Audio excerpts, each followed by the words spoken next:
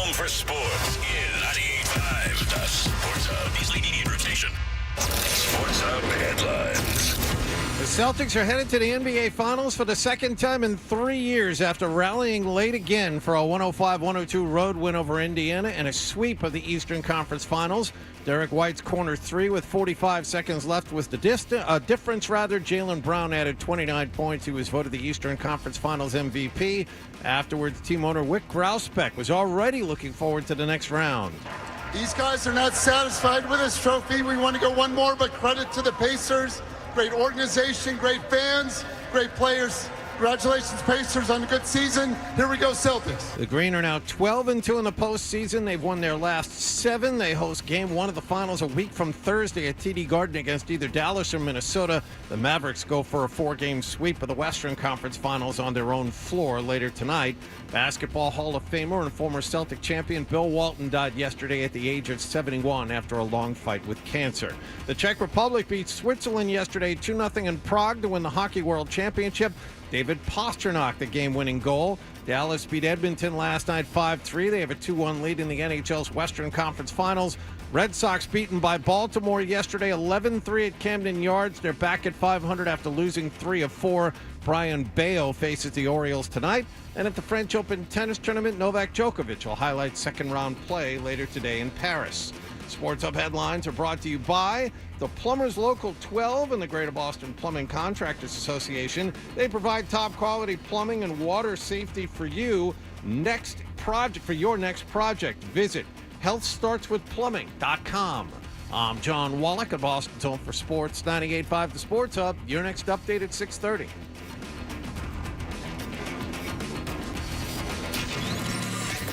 Everything 98.5 The Sports Hub has to offer in the palm of your hand.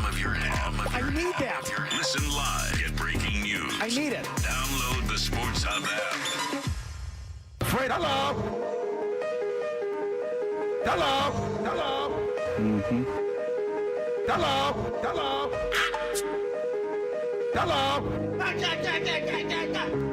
Hello. He's naked. He has a sword. Let's talk about cheese. Bruins are back from the West Coast. What the Is it okay to use this for the radio? Yeah, oh yeah. Welcome to the show, you sweet bitch.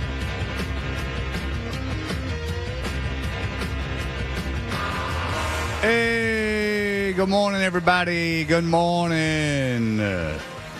We are Toucher and Hardy, brought to you by FanDuel Sportsbook. Make every moment more with FanDuel. We are in the Town Fair Tire Studios, and you can watch us on YouTube, and I suggest you do, because it is an assault to the senses. We are in here. I mean, we spent the whole weekend getting buff, and we're here for you just to enjoy it. Just you to get in line and watch us get buffed. We're vascular. We're coming at you hot. 617-779-0985. I showered and shaved this morning. You did? Yeah, how do you feel about that? If that doesn't show a commitment No, to why? Because I couldn't sleep, and I was up way earlier than I expected. You had Celtics fever. You couldn't sleep. The anticipation was killing you. Just couldn't wait to get in here and break it down. Let me say good morning to everybody here. Good morning. Good morning. Good morning. This is Doris Burke. Hello. That was a hard foul, but it was unintentional. I'll tell you what, though. These guys love to play the game. These guys love to play the game. These are the greatest athletes in the world. Yeah, you had Celtics fever. I can understand you couldn't go to sleep. Now, did you all enjoy your Memorial Days? Did you do? Are you supposed to say Happy Memorial Day? No, you take your hat off. Yeah. Did you go to graveyards or anything? What'd you do for Memorial Day? Did you? How many flags you hang? Let's talk. We used to when the kids were little. We used to go down to Boston Common every year and see the display of all the flags, which was, like a poignant thing. First year in the last 4, we have not done that. Yeah. We used to do it every year, but we did not. No, do that's it this year. Revolutionary War people, the flags, right? No, it's No. No, because they just did something in the Common that was Revolutionary War. The flags for Revolutionary War. I'm not lying.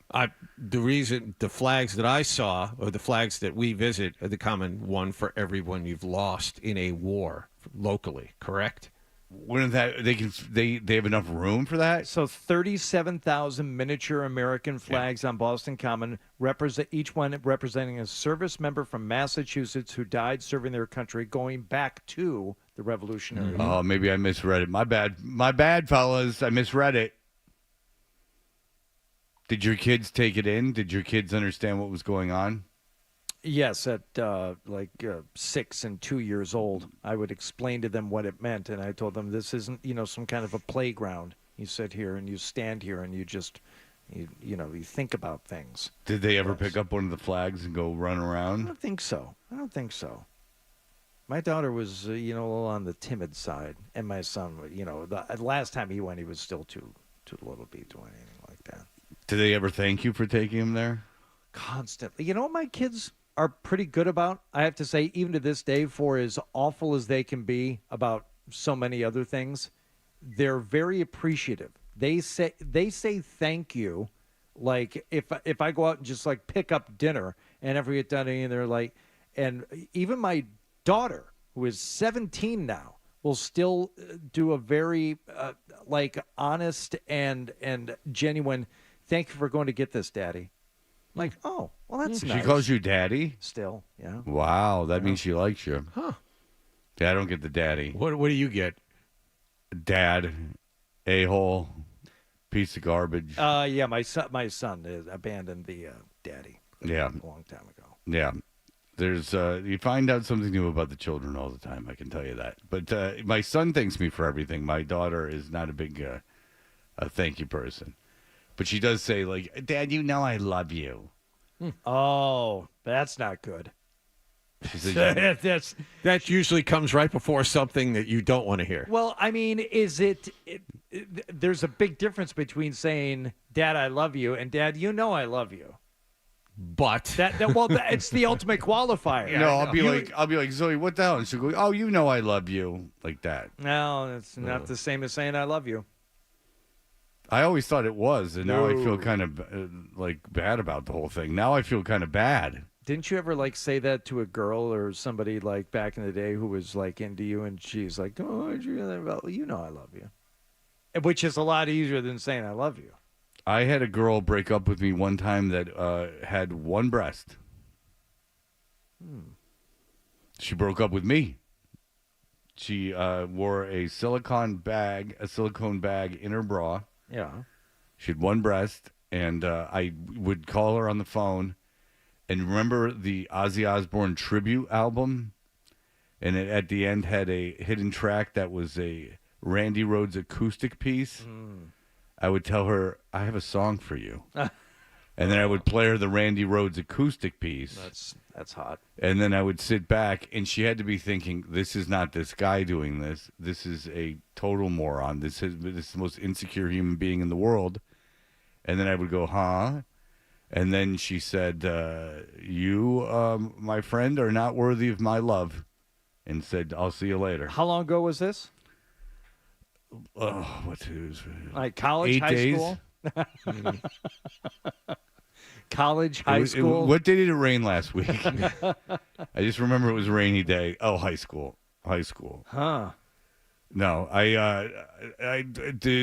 when I stopped lying completely to girls to no avail was probably in my early mid to mid 20s is when I stopped completely lying about everything. My whole persona, I did give fake names, everything. If I was on vacation, fake names. I'd say I was in bands. It was a whole thing. Not a lot of self-confidence, gentlemen.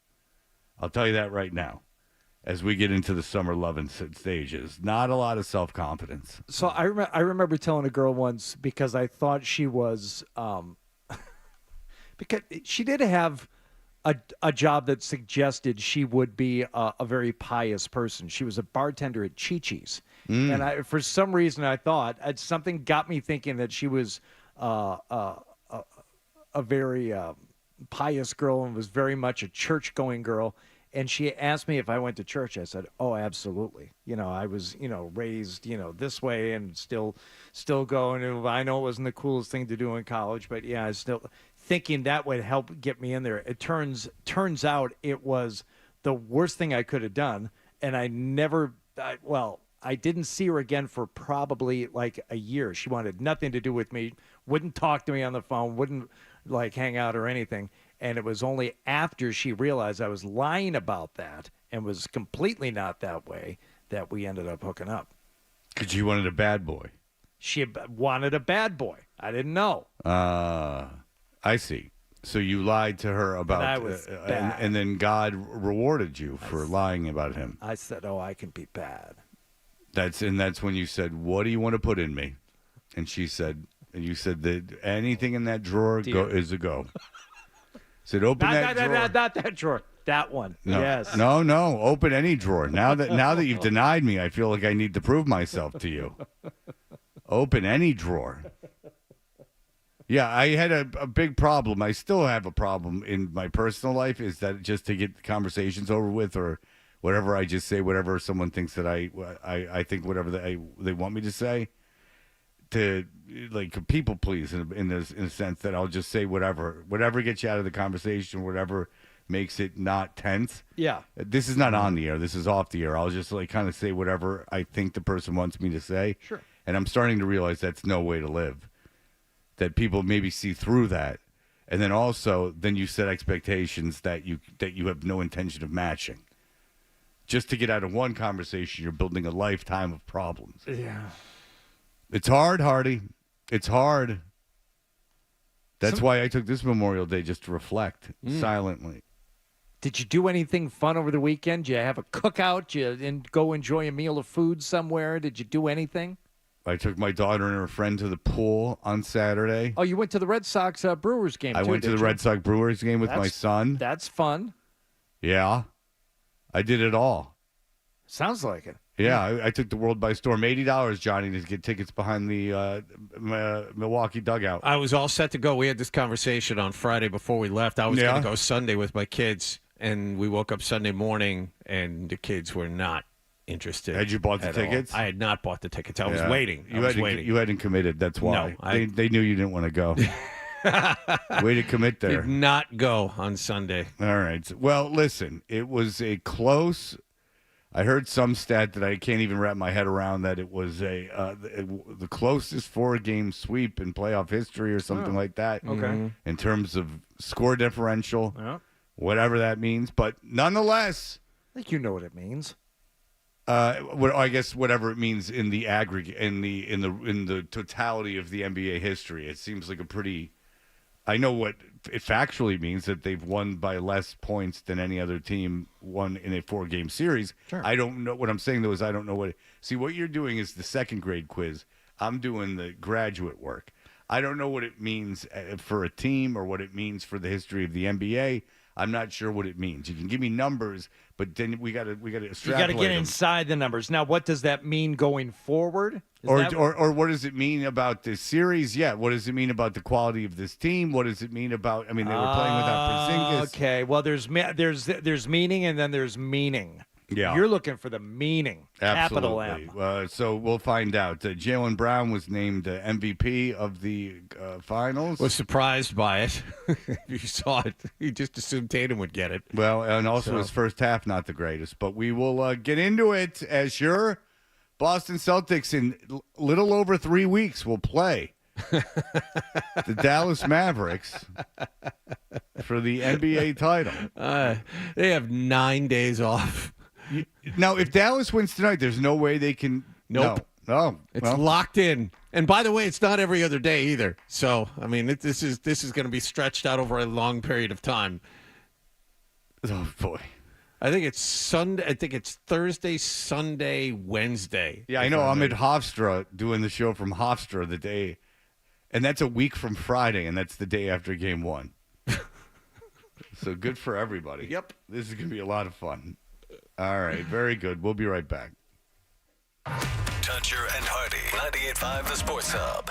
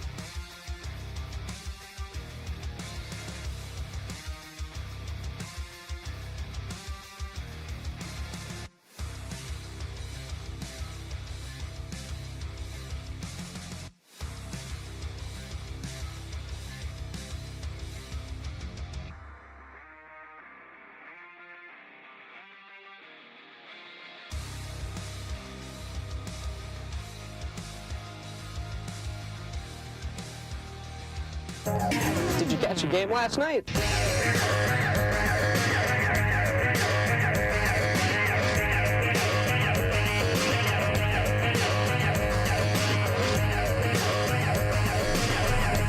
Hey, everybody. We are the Toucher and Hardy Show. What happened last night is brought to you by Jack Pocket. Download the app now and use code HUB to get your first lottery ticket free.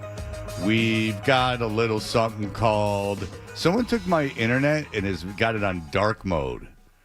So it's got on dark mode. You're in the dark web? No. I was like, Fred.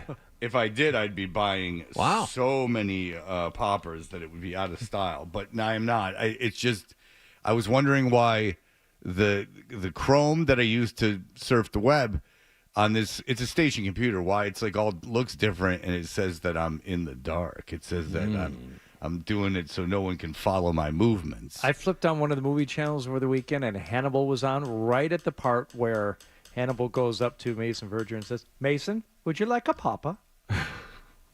Oh, boy, would I? Oh. When did Doris Burke get in that movie? That's okay. Is it Gary Sinise who plays Mason Verger in the Hannibal movie? No, not Gary Sinise. Gary Oldman. There you go. Gary Oldman. Yes, Gary Oldman is Mason Verger. We need to put that side by side with Doris Burke. I think they're very close, those two voices. I can't listen to her anymore, Fred. You've completely Oh, done it. JJ, I know, I know. Funny. Agent Starling, have you considered your Lord and Savior? Yeah, I think they're close. You know, one kind that's here to play tonight is O.J. Toppin.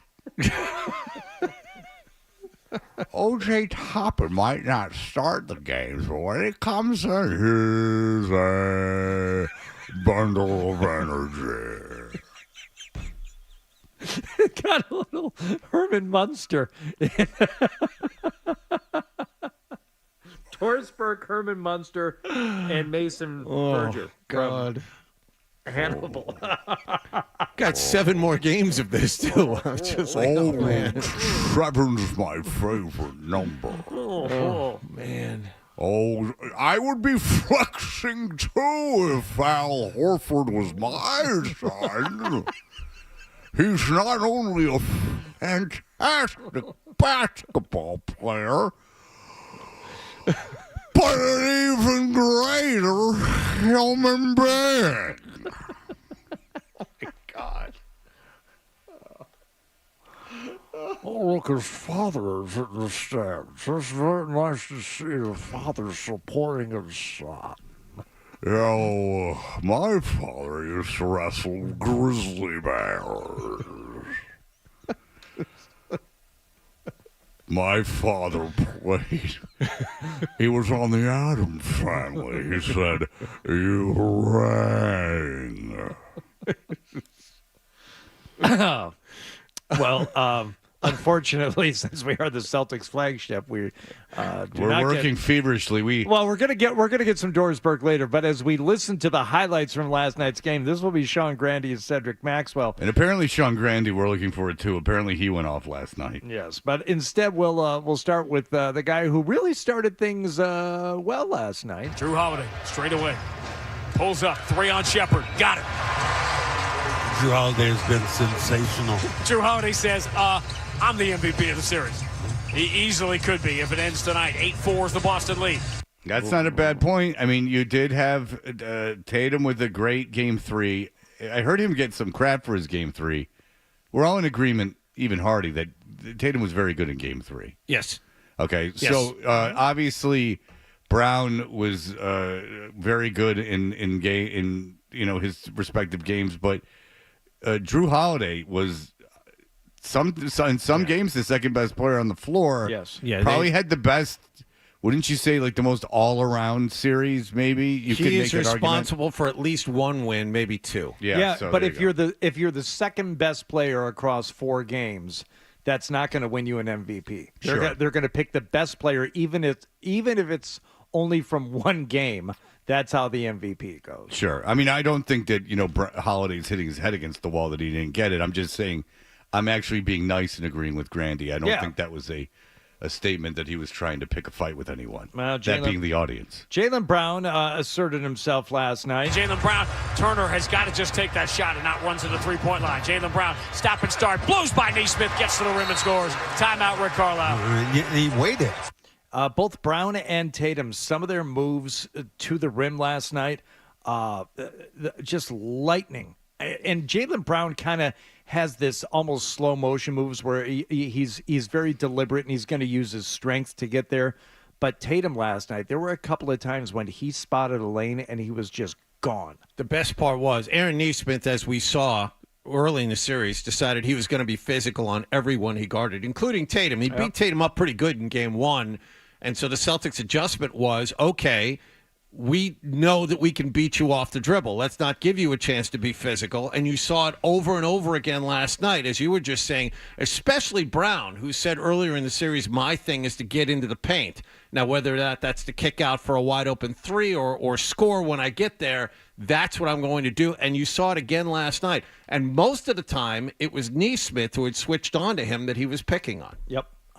So the Celtics had given up the lead in the third quarter. In the fourth quarter, things were looking not great. Jaylen going to force another three. No good. Back iron. Rebound. Horford pushed out of the way by Toppin. That's going to allow the Pacers to get there. Here comes Nembhard. Nembhard races, puts it off the glass and in, and runs. Let them pull marks, man. But they don't want to go home. 9-point lead with less than 9 minutes to play. This was the point where you're thinking, okay, well, it's going to be a gentleman's sweep. Looks like the Pacers don't want to get swept, culminating at home, and they're going to make a run at things. But as we know, everything changes in the NBA, especially in the last, it doesn't even take 9 minutes, 2-3 minutes. Celtics would go on a 20-8 run after that. Tatum, it's a Horford screen, moves slowly to his left against Turner. Turner playing with 5 fouls. Tatum switches to the left hand, steps back to his left and drills a three. It's a 3-point game. Wow. Turner could not get close because he's got 5 fouls. And I credit not only, big shots, and they're missing plenty, chucking up threes that didn't go. But that Tatum three-pointer was huge. That made it 98-95. So that right there is like a 13-1 run at that point that they had gone on. I mean, it was impressive that they were outscoring, but defensively, they were giving them such problems underneath, and the Pacers did themselves no favors by turning the ball over, just sloppy ball handling. They would get the ball inside and just give it away. You saw the difference. The talent difference showed up not only in this game, game 4, but game 3 as well when they blew another lead.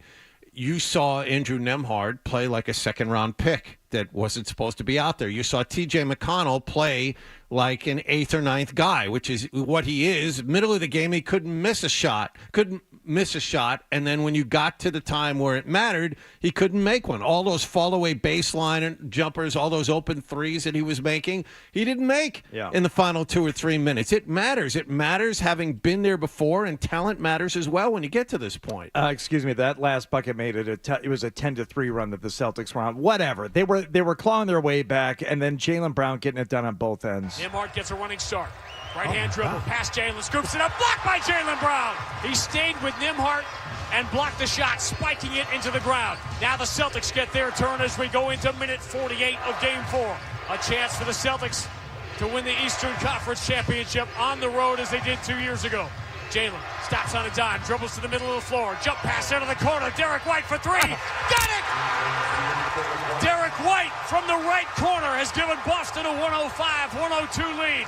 Huge clutch shot from Derek White, but the fact that it's Jaylen Brown getting the block on one end, not losing control of the basketball, maintaining his handle. We take it for granted now, at least I take it for granted now, the guy who had trouble with the handle, especially in the postseason last couple of years, now not only maintaining possession, but finding White down in the corner on that pass. And that puts the Celtics up, and they would maintain that lead until the very end of the game. Boston by 3 and the ball. 22 seconds to go in game 4. Shot clock differential is 5 seconds. Drew Holiday deep on the right side. Horford comes out to set the screen. It's Holiday against Turner. Cross court Tatum. 6 on the shot clock. Tatum against Turner. Tatum pushes off. Steps back. 3 in the air. No good. Rebound. Drew Holiday. 4 seconds to go. Kick out Jalen. Can they get to him to commit the foul? They cannot. And it's over. It's over. The Boston Celtics swarm the floor. We're going to hear the rest of Grandy here in a moment. But the fact that they couldn't get that foul off because Drew Holiday with the timely rebound, and then, I mean, it was going to be a desperation play anyway. Had they gotten the foul, okay, so what? At least you get one more shot at it, maybe. They weren't even able to do that. How different is the series if they have Marcus Smart and don't have Drew Holiday? Just that one substitution. How different is it? How different? It's not is a sweep. I mean, it's probably a 6-7 game series. They definitely lose 2 games. I agree. So yeah, the fact that it's not Marcus Smart was a big deal. That Holiday acquisition that seemed like nothing compared to the Dame acquisition in Milwaukee because. Damian Lillard is supposed to be a better player than Jrue Holiday, and it turned out Jrue Holiday was a huge acquisition bigger than Porzingis. Yep. Because Porzingis hasn't played. Right. It's going to be, if he misses game 1, it's going to be 5.5 weeks since he's played. It's a month today, I believe. Yeah, and so 5.5 weeks if he doesn't play. If he doesn't play game 1, so.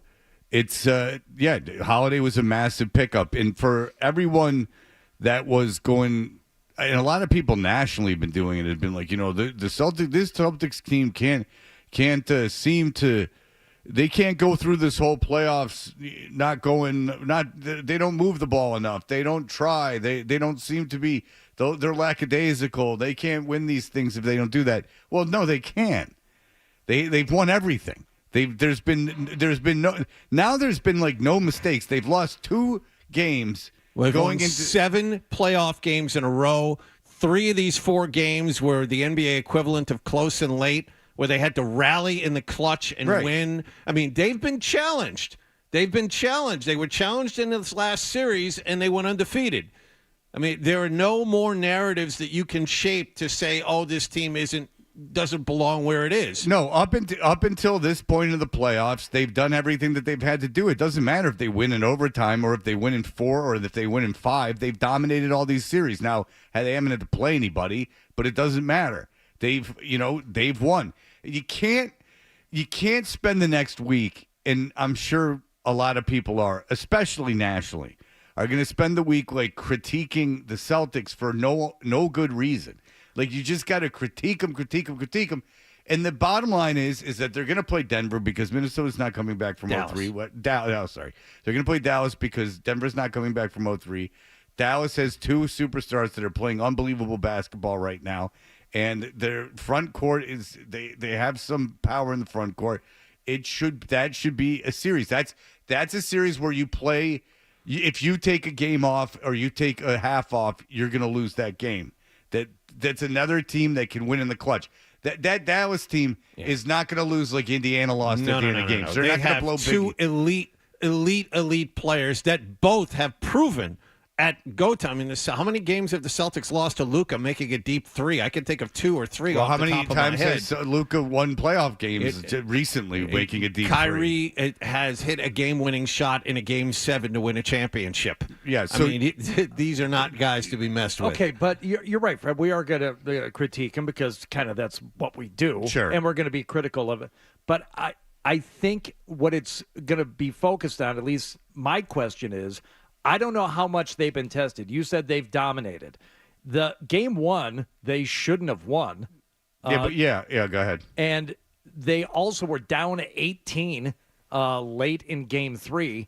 And then last night they were playing a team that didn't score a point in the last 3.5 minutes and gave you the game at the end. See, I disagree. I disagree with that. I think the Celtics took that game last night more than Indiana handed it to them. You could say game one they handed it to them. Absolutely. If you were a Pacers fan this morning, are you going to be saying how much better the Celtics were than you last night? Or did you cough the ball up multiple times underneath the basket? I look at Jaylen Brown's. I look at Jaylen Brown's block at the end of the game. I look at multiple steals. I look at Drew Holiday's huge steal at the end of game I think 3. the Celtics won those games. Look, here's the deal. They could. I thought they were going to lose game 1. They could have lost game 1. The thing is, they didn't. They got lucky. Brown had to make the play, and then Brown had to make the 3. I mean, there were things that the Celtics did in that, but you're right. They should have lost game 1. But then from then on, it doesn't. See, it does.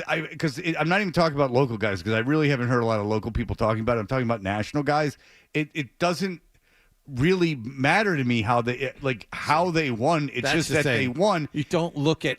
We're beyond style points. Playoffs, weird things happen. Andrew Nembhard went to a place you'll never see him play again. He's not gonna score 30 points a game ever again. But he went nuts in this playoff series because he had to. I don't care what it looks like. Let's break, and then, Hardy, if you got something to... We got the rest from Grandy. We've got Cedric Maxwell presenting the trophy to Jaylen Brown. We got all kinds Because of the thing is that we can spend a week talking about how they can't play like this, and they're not going to win in 5 or 6 games against Dallas if they play in this fashion, because... Again, Dallas is going to make those shots. They've done it against Minnesota. You don't want to be in a close game with Dallas at the end. Oh, boy. And by the way, how embarrassing for the league that Rudy Gobert is the defensive MVP. How embarrassing for the league. Gobert is Haji Maji. They're taking Gobert off the floor during crunch time. They're picking on Gobert, the big defensive MVP. They're picking on Gobert. Gobert couldn't have looked less capable of being on Doncic game 3 they lost? Game 2 they lost? He couldn't have looked less comfortable. Yeah. And Doncic isn't exactly Kyrie with the ball. I know. Luka had him on skates. It was scary. It's true. Yeah, and it's not like you can see if it was Kyrie or like prime Isaiah Thomas. Not fat Luka, like barely moving. All right, we'll be back. Here are the headlines. Sports Hub headlines. Celtics rallied to beat Indiana last night, 105-102 at Gainbridge Fieldhouse, and they completed a 4-game sweep of the Eastern Conference Finals. Derek White, the game-winning shot with 45 seconds left. Jaylen Brown, 29 points, was voted series MVP. The Celtics will host either Dallas or Minnesota in Game 1 of the NBA Finals a week from Thursday. The Timberwolves play in Dallas tonight, down 3-0. Basketball Hall of Famer and former Celtics champion Bill Walton died yesterday of cancer at the age of 71. The Red Sox lost in Baltimore yesterday, 11-3. They continue this 3-game series at Camden Yards tonight. Sports Hub headlines are brought to you by Safety Insurance, providing comprehensive coverage for your auto, home, and business. Ask your independent agent about safety. I'm John Wallach at Boston's Home for Sports, 98.5 The Sports Hub. You're next.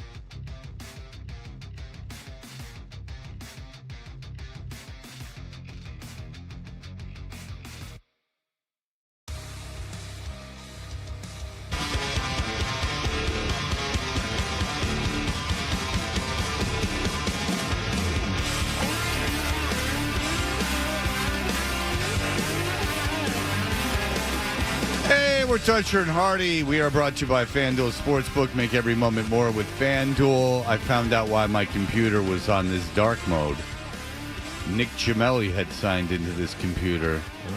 Young. And it was as dark as the feces that once covered his body while he fell ill in bed. What he was looking for, I don't know why he's afraid, fellas, why he has any shame in needing industrial strength wipes, lava soap that they use on the oil rigs, and in a lot of therapy. I don't know why he has to search the internet under a cloak of anonymity. Like, I don't understand that. I mean, even the when you brought up the pages, they were pitch black. It was just like I was living in a lie, like a war games like lie. You should see the pop-ups off. So do you think that Gemelli does that on purpose as a reminder, like Putty would wear the little germ pendant to remind himself of his germaphobe, step work that he had done? And I don't know what there is for someone who wakes up covered in their own feces. If there is a group or if there is a pendant, maybe that nothing like that exists. So he just makes things around him dark to remember. And never forget. Hashtag never forget. Maybe he has gone to like so many, Reddit groups about being covered in feces and ended up in some kind of weird, subset of real deviance that he had to turn on the. Is that what it is, Nick? Is it that you've ended up looking at some stuff you didn't want to? Nick, come to the microphone. Nicholas! Nicholas, come. Nicholas, come to the microphone. Man. Nicholas! He's making his way over there. Yeah, I know he takes his time. He's got to take. Listen, he's hustling as much as he can. Nicholas? Yes. What is the when you were unsure of what your medical condition was? Yes. What kind of things did you Google to find out? Oh, I have no idea. I thought I had the flu. Yeah, but you didn't. You were covered in poops, and then you were unconscious. Did you just think that was the flu? Early on, I thought it was the flu. Then it got pretty bad. Yeah. Okay. So when it got real bad, and then you were like at the hospital, and they give you a computer. What were you searching for? Oh no, I wasn't allowed on my phone or my laptop. My dad took away my phone. So you didn't get duty laptop. on it. So, because he was concerned about my heart rate going. Because he was afraid you get duty on everything. Yes. It could damage the electronics, the chips. Yeah. Nick, you're not going to get any duty on this phone. Nick, you're going to cover it in your own poo. So you didn't have a chance to, speculate? Because there was some how long was it before go time, you pooing yourself in bed, rolling around in it, to when they discovered exactly what was wrong with you? How much time passed? Oh, like a week? Okay, but how much of that week were you conscious? Not really. Not much at all. But when you woke up, they knew already, let's get a heart pumping and everything? I was slowly getting better, and then they told me what was going on. They were going to treat it with antibiotics, and then it got really bad again, and they were like, all right, we have no choice.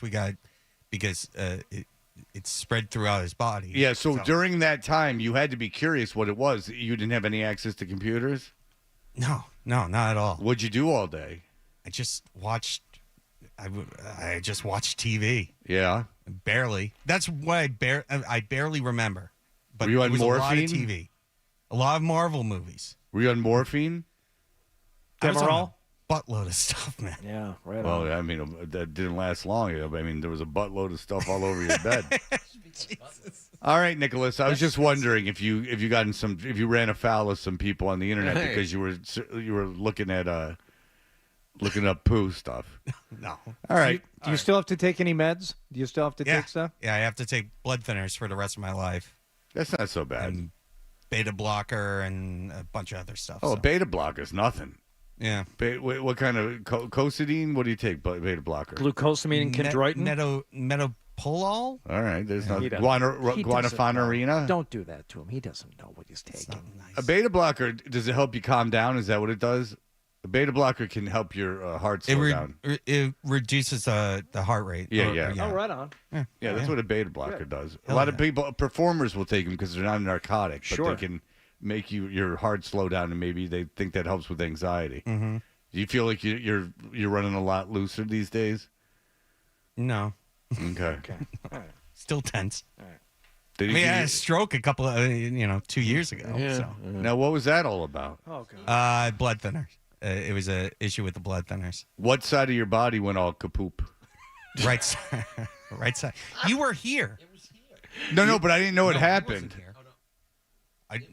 happen here? It happened here. You were out that day. Yeah, I was out that day. I can't imagine. That was pretty scary. So it was one of the 30 days that I missed. What were you out doing? Oh, I'll tell you what. Having the time of my life. Yeah. Having it's just a party when you're in it. Yeah. Yeah, baby. When you look at that, that's getting tubes shoved down my nose and throat. It was fantastic. Nice. So what? So you had the stroke in there, but you handled that well. They took care of that right away, right? Yeah. I mean, I still don't have feelings in like two of my fingers. So I still have no feelings of sympathy towards you. Nicholas.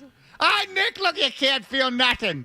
But I'll take that over. It was completely limp. I had no. Yeah. He made fun. I just get Tyler Faith to come kiss you. It gets working right away. And yet you made a baby. You gotta choose your words, Nick. All right, Nick. Well, good. I'm glad you're feeling good. Everything's good now? Yeah, sure. All right, but why so secretive on the internet? What do you mean?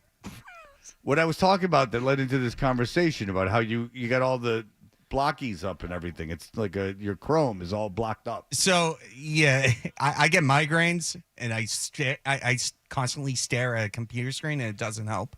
So if it's dark, it's a little bit better. So Nick, you get migraines or do you get headaches? No, I get migraines. Nick, have you left a video to your son explaining like, hey, if you were seeing this, I'm not here anymore? Wow. 35 years from now, he's like, hey, the reason why you have all these conditions. No, I don't think your kid's going to have them. He's just talking about like for tomorrow. Yeah. Like just in case. You just gave me, I didn't even know you had migraines. You just gave me a litany of like a lot of serious medical just in conditions. Case there's another downward turn, are you prepared? Well, yeah, I think so. All right. Well, Nick, I'm on your side, buddy. Thanks. Thank you. I'm on your side. I hope you live forever.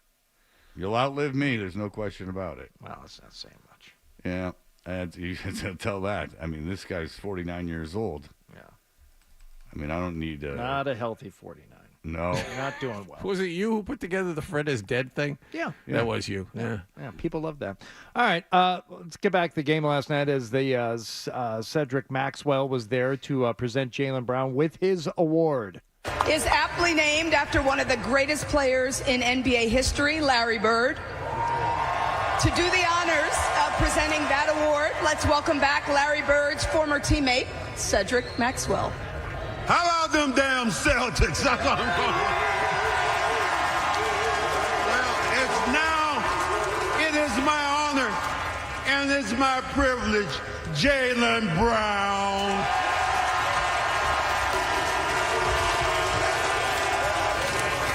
Jaylen, just what's it mean to you to be holding that trophy right now? All praise to the Most High. We was in this building not too long ago. We was getting boos. Thankful to God to be here. Appreciate everything, man. Let's get some more. There you go. I'm surprised Cedric didn't mention his MVP in the finals back in '84. He manages to sprinkle that in pretty frequently. Mm-hmm. It's his time. Do you know Cedric Maxwell? I heard him talking. He was never an All-Star. That sounds right. Yeah. Isn't that interesting? But he came alive in the playoffs. Yes. Finals MVP. Yep. All right. What did Jason Tatum think about his teammate winning the award? Big time to be rewarded for how you play, and that's a special accomplishment for him and for everybody. Mostly for him though. It's the most valuable player. So that's a huge accomplishment for Jaylen Brown. I thought Tatum was really good. I liked what he was doing defensively, especially. His rebounding was very clutch last night. He was all over the place. any criticism, any critiques that take place here over the next week, Fred, I don't think are going to be centered around like Jason Tatum or necessarily Jaylen Brown. I think what it's going to come down to is whether or not the Celtics played like the way they did last night, especially down the stretch, as they've been getting praise for doing. They played loose. They played with a poise. They played what... And I'm thinking, are they playing with the looseness and the poise of a team that's up 3-0 in a conference finals? I mean, how much of it can be attributed to that? Because if you're on the other side of that, that's when things tighten up. A lot of it is circumstance. Now, maybe they are that good, and maybe they are, regardless of the situation, going to be able to pull off things like they did in Game 3 and again last night. But it's not a critique. It's a legitimate question. Where the way they were closing things out in the last couple of games, were they benefited by the fact that they were already up either 2 or 3 games to none in the series? So up 2 games to none, you think that's a legitimate argument? They were too loose. It really shouldn't count. It doesn't qualify. My question is, before we go into the finals and how good they were, and you've already established that the winning margin in a sweep is the smallest margin that a team has ever swept another. 3 of the 4 team games were very, very close, and right. the Celtics had to come back and win. Yes, right. But the Celtics are getting all kinds of praise for their poise and their maturity and everything down the stretch. I'm saying, well, once you win that first game that you probably shouldn't have won, okay, and once you're up 2-0 in the series, then you have the ability to play loose because, all right, chances are we're going to win this thing anyway. Not 2-0. I disagree with that because especially you get 2 home games on the other team's floor. You lose, it's 2-1, and the other team has the home game in Game 4. I don't think you can criticize or question Game 3. Last night, I can kind of understand it. You're up 3 games to none. You literally have the biggest margin of error that there can be in a playoff series, but ultimately, they were able to do it. The critique was they can't get it done in close and late. And they did it 3 times in this series. I want to see that same poise and that same maturity when you're either down a couple down the stretch or down a game or 2, and then you still have that same looseness and poise and the ability to find the open man. Like, Brown's amazing play, the block at one end, going down the floor, finding Derek White in the corner. That's a great play. Does that same play happen under other circumstances? In Game 1, they came back and won, did they not? Now, Indiana handed it to them, but the Celtics still had to make plays down the stretch and win the game, did they not? Yeah. And that was Game 1 of the series. That's the qualification you just put on it, right? Yes. Okay. There you have it. Okay. All right, so there you go. The men have agreed to disagree. No, I'm agreeing with Walt. They've shown it at times. I'm just saying I would caution yourself from. I'm cautioning myself from thinking like, oh, they've gotten over it. They've gotten past it. They know how to win. They know how to do it. Let's not forget Halliburton not playing for the Pacers. This is a team that they probably should have stomped by 15 points. The thing is that when you get into that, though, it's they've won what they've won. They get all this rest. If rest was an issue, Porzingis gets all this time off, and now everyone gets the rest. Dallas looks like they'll have probably about just amount. I'm very thankful for that. Yeah, because that way there's they just got through playing. And they've been playing all along. And then all the conversation stops because, I'm just telling you, nationally, you're going to hear a week of I don't know about the Celtics. It's like, well, you're going to find out.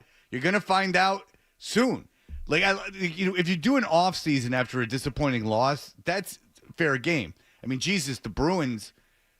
I couldn't pay attention to the Bruins until the Toronto series because I just didn't believe in anything they did in the regular season.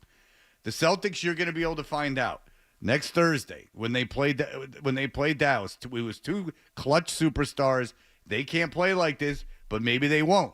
They're going to be the favorite in this series. I don't even think it really matters if Porzingis plays or not, but it certainly will help. No, I disagree. I think it matters a big deal. I don't think it's the difference between. I don't think they're screwed if he doesn't play. I do.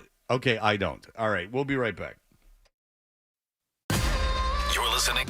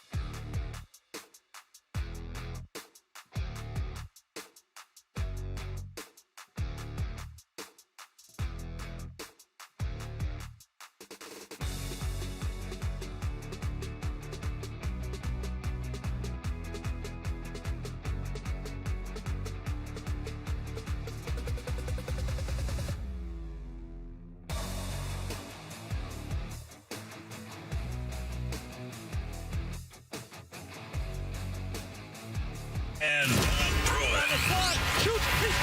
Boston's home for sports is 98.5, the Sports Hub. Beasley Media Rotation. Sports Hub headlines. The Celtics held Indiana scoreless for the final 3 minutes and 33 seconds and scored the game's final 7 points for another comeback win over the Pacers last night, 105-102 in Indianapolis. The Celtics sweep the Eastern Conference Finals in 4 straight games, and Jaylen Brown was voted series MVP after scoring 29 points. Derek White's three-pointer with 45 seconds left snapped a 102-102 tie, and he's happy, kind of. I don't know if celebrate's the right word, but we want to enjoy this. I mean, it's a grind. It's not easy. But, yeah, we want to enjoy it for a little bit, and then we're going to lock in and do what we need to do. Understand? We'll figure out who our opponent is and do what we need to do. The Celtics now have 9 days off. They'll play either Dallas or Minnesota in Game 1 of the NBA Finals a week from Thursday at TD Garden. The Mavericks will try to complete a sweep of the Western Conference Finals when they host the Timberwolves tonight. Basketball Hall of Famer and former Celtic champion Bill Walton died yesterday of cancer at the age of 71. Walton won 2 NBA championships, including one here in Boston in 1986 when he was voted the league's best sixth man. At the Stanley Cup Finals, Dallas leads the Western Conference Finals 2-1 after a 5-3 win in Edmonton last night. The Czech Republic beat Switzerland yesterday 2-0 in Prague to win the Hockey World Championship. David Pastrnak, the game-winning goal, and the Red Sox lost in Baltimore yesterday 11-3. They continue this 3-game series at Camden Yards tonight. Brian Bayo will get the start. Sports Hub headlines are brought to you by Premier Basement Waterproofing. This summer, the guru Mike Albert's the only one you let into your basement if you never want to see a drop of water again. 844-LIVE-DRY or premierbasement.net. It's game over for water. I'm John Wallach of Boston's Home for Sports, 98.5 The Sports Hub. Your next update at 7:30. Listen to it, laugh at it, get mad at it, agree with it, argue about it. It is Boston Sports. Boston Sports. And it is all we do. 98.5, the Sports Hub. You're listening to Toucher and Hardy on the 98.5 The Sports Hub on YouTube, and subscribe to keep up to date with all the best moments from Boston's home from sports. You got to subscribe, though. It's of no use to anyone if you just watch.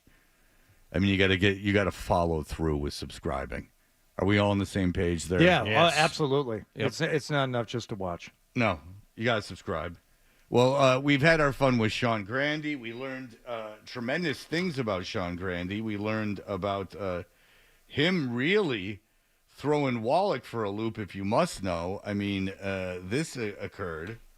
But the only teams that have ever done this have been some of the elite teams in the history of the... No, that's not it. I got to tell you that this is it. This is when he made his huge announcement, ladies and gentlemen. Thank you. Against Detroit moment, when they got back in this game with a steal that they should not have had. And people ask me why I didn't take the TV job. Wow.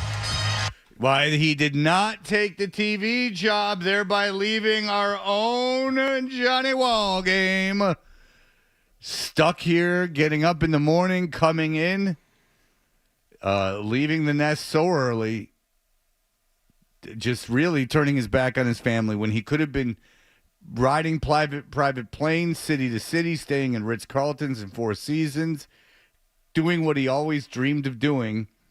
Sean Grande offered the television gig, says, push it away. I don't want to, pish posh, I don't want this thing. It's garbage. And then what happens? Then Grande keeps the radio gig. Mm-hmm. They hire Drew Carter to do the games. And even last season, if Grande would have filled in for when our friend Mike Gorman wasn't doing the away games, that would have given you the opportunity again, John, to do the away basketball games, which would have kept you in the game, which is what you've always wanted to do. Will there be something on your gravestone insulting Sean Grande? Or in the obituary, perhaps? Sure. Okay. Let me make sure I make a note of that. Well, let's not gloss over the fact that John just doesn't want to be here. I think that's something that needs to be addressed. But I always appreciated He would rather it. be somewhere else. I've always appreciated that about him in all seriousness, that he was never a phony baloney. In this business, there are many, many phony balonies. Yeah. But you would rather be doing something else which would mean you were not here each morning. There's just one job. One job. Otherwise, specifically with you, Hardy, I love spending my time with you. You're such a ray of sunshine every morning to walk in the door and speak to. That's nice. Yeah. Okay. The Celtics is the only one you'd want? I can't think of another job. What about Red Sox? I don't have a lot of baseball experience. I have a lot of basketball experience. I don't think the Red Sox are going to be knocking on my door. But what if they did? If the Red Sox knocked on my door and said, we want you to call 162 games? Yeah. Sure, I'd take a look at that. Absolutely, I would. But I don't think there's any danger of that happening. No, but you would want to be in Kansas City in July, like July 22nd I think for it'd be a long really weekend? great to go on the road with a professional franchise like that. One of the 4 major sports, sure. You don't think you'd become an alcoholic? No, I do not. How would you kill the days? I don't know. Off the top of my head, I have no idea. You think you could do 81 days on the road? Yes. You would enjoy that? You would like being away from your family that much? No, I wouldn't enjoy it, but it's the price of having a job like that. But you would take the job? Yes. Even though it meant leaving your family? Yes. They understand. Now, what if you got offered the football job? What if something happened to Sosi? That's much easier. That's only 8 road games. So. Yeah. You would like to do the that occasional trip to Germany, but there's only 8 road games there. So you would leave the show for any job? Not any job. Don't make it sound like that. No, any play-by-play job. Red Sox, Celtics. All right, what if the Toronto Raptors offered you the play-by-play job? We'd look at it, but again, moving my family to that point, like moving my family across the country to, say, the Portland Trailblazers, that would be more difficult to take. My wife doesn't necessarily want to leave the East Coast. Oh, she rules the roost. So to speak. Well phrased. I mean, she does. John builds the nest. She just lives in it. Maybe we should have a weekly segment as just job hunting for John Walton. Yeah, finally get him out of here. This place that he despises. I didn't know you were much. sick of me, Hardy. That hurts. No, a little bit. I just sounds to me like you want me out of here. I want you to be happy. There's no I'm place. very happy. I just called you a ray of sunshine, didn't I? Yeah, but you're being sarcastic. Not true. You're the happiest guy I know. I'm being genuine when I say there's no place I'd rather be. There's no job I would rather have, and I bet Fred feels the same way. Is there anything you'd rather be doing right now, Fred? Than doing radio? No. And like specifically here on this show? No. I had opportunities to I had opportunities to do a national show, and I said no. Listen, money was definitely a factor, but I had an opportunity to do national shows. There was national interest in me, but I liked the money here. And I didn't want to, and I'm divorced. I didn't want to leave my family. It was going to require me going to New York quite a bit. Yes. When did you get divorced? Oh, it's been a long trail. Oh, boy. All right, so listen, here is Sean Grande last night. Yeah. And I'm told this will change my opinion of him because I think of him as being a little condescending. He makes up narratives that don't exist. He says we when referring to the team. Not happening. I've heard that none of this is in this particular clip. You're going to be disappointed. I hear none of this has happened in this particular clip. So here is what we have. It's over. The Boston Celtics swarm the floor. All year they said this team couldn't win in the clutch.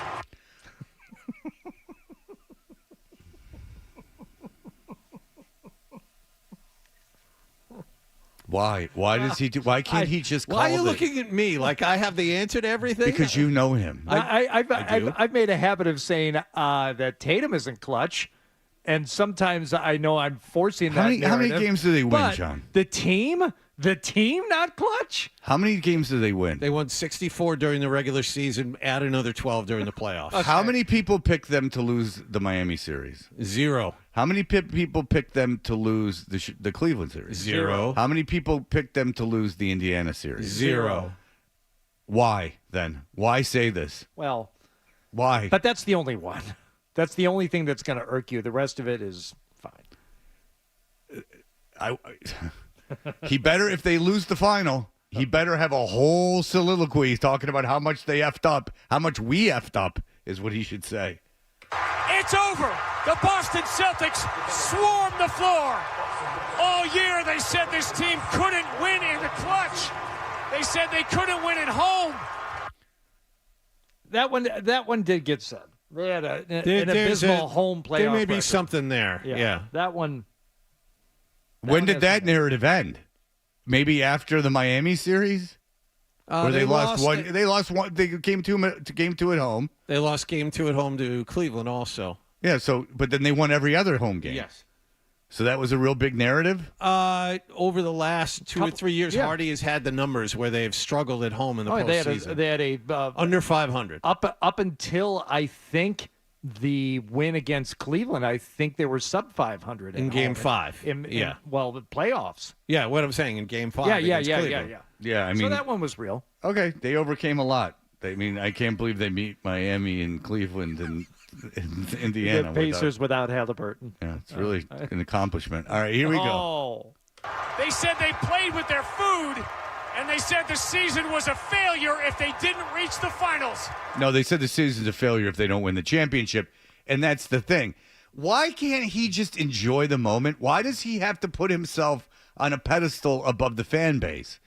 Like, why? What is his deal with this? Why is this how he chooses to call the game? You see, that call is not. I don't think it's about this particular call we're talking about here. He's making a straw man argument. I agree with you. There's no big conspiracy to not, the home thing. There's certainly some traction. Why not just enjoy like they made the finals, the NBA finals? They just swept the Pacers. Why can't he just say that? Why does it have to be these false narratives? Well, play what's coming up. I'm sure he'll do that.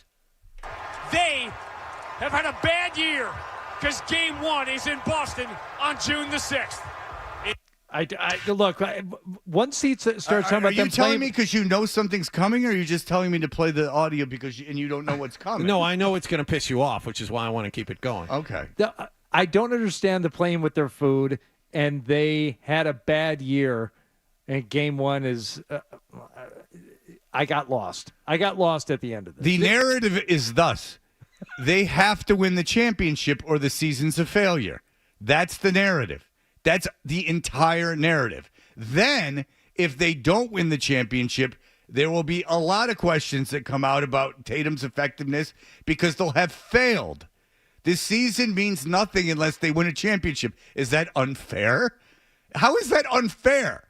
Like, if they played Dallas in the championship, they should beat Dallas. This was the year. It's been laid out for them. If they win the championship, then any argument's a straw man argument against them. But if they don't win the championship, it's a massive failure. Their fan base, Sean, thinks that. The people screaming in jerseys think that. There's somebody specifically that he's hearing or watching that he's getting a lot of these things from. I wonder sometimes if it's Kendrick Perkins, who has a lot of critical things we'll to get say. to that. And we'll also get to Stephen A. Smith if we could. Hey, Mike, we'll find that Stephen A. Smith stuff. He got into it with Jaylen Brown. Yeah. And then he did this huge apology yesterday, which was unnecessary. They have had a bad year because Game 1 is in Boston on June the 6th. In Game 1, they took their heart. In Game 3, they took their home. And in Game 4, in the final seconds, with everything on the line, the Boston Celtics take the series and the championship of the Eastern Conference.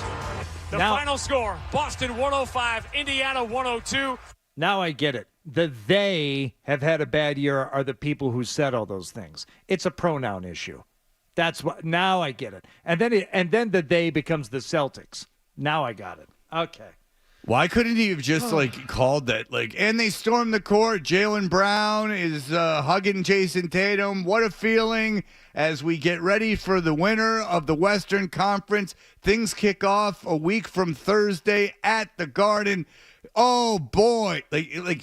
Why does he consistently have to do this? It's so aggravating, and I'm not the only one who's aggravated by it. A lot of people listening to that feel like he's talking down to them. Like that I knew the whole time and you knew nothing. And especially this year, during the regular season, people went, it's great. I was here, I can tell you. During the regular season, everyone said, oh, this is great. Okay, yeah, they better win a championship. Yeah, the expectations were exactly the same because you had Pierce, Garnett, and Ray Allen, and the Celtics won 66 games that year. It's actually very similar. This means nothing unless you run the table. And by the way, that team in 2008 won 7 games with Atlanta. They needed a 7th game to beat them. They won 7 games with Cleveland. I mean, they struggled through 6 with Detroit in the Eastern Conference Finals.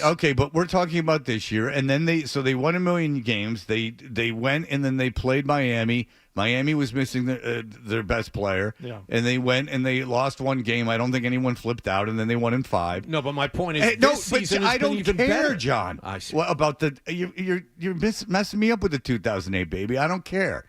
What I'm saying is this season. So then they went and they played Miami and they lost one game, and people went, "Oh, that's a shame." And then they won in 5. Then they played Cleveland and they lost the game, and everyone, "Oh, that's a shame." And then they won in 5. And then they played Indiana, and they the first game was close in a game that Indiana should have won, but they screwed it up coaching, and Siakam was told to foul, I guess, and didn't. So everyone went, "Oh boy, maybe this series will be a little bit." So all the people that were saying how much tougher it was for the Celtics than anyone was giving them credit for, they're the ones that were wrong, because after game 1, they said it's 6 or 7 game series. 6 or 7 game series. Like, people underestimate this Indiana team. I mean, those are the people that were wrong. They were very wrong. This is a 4-game sweep.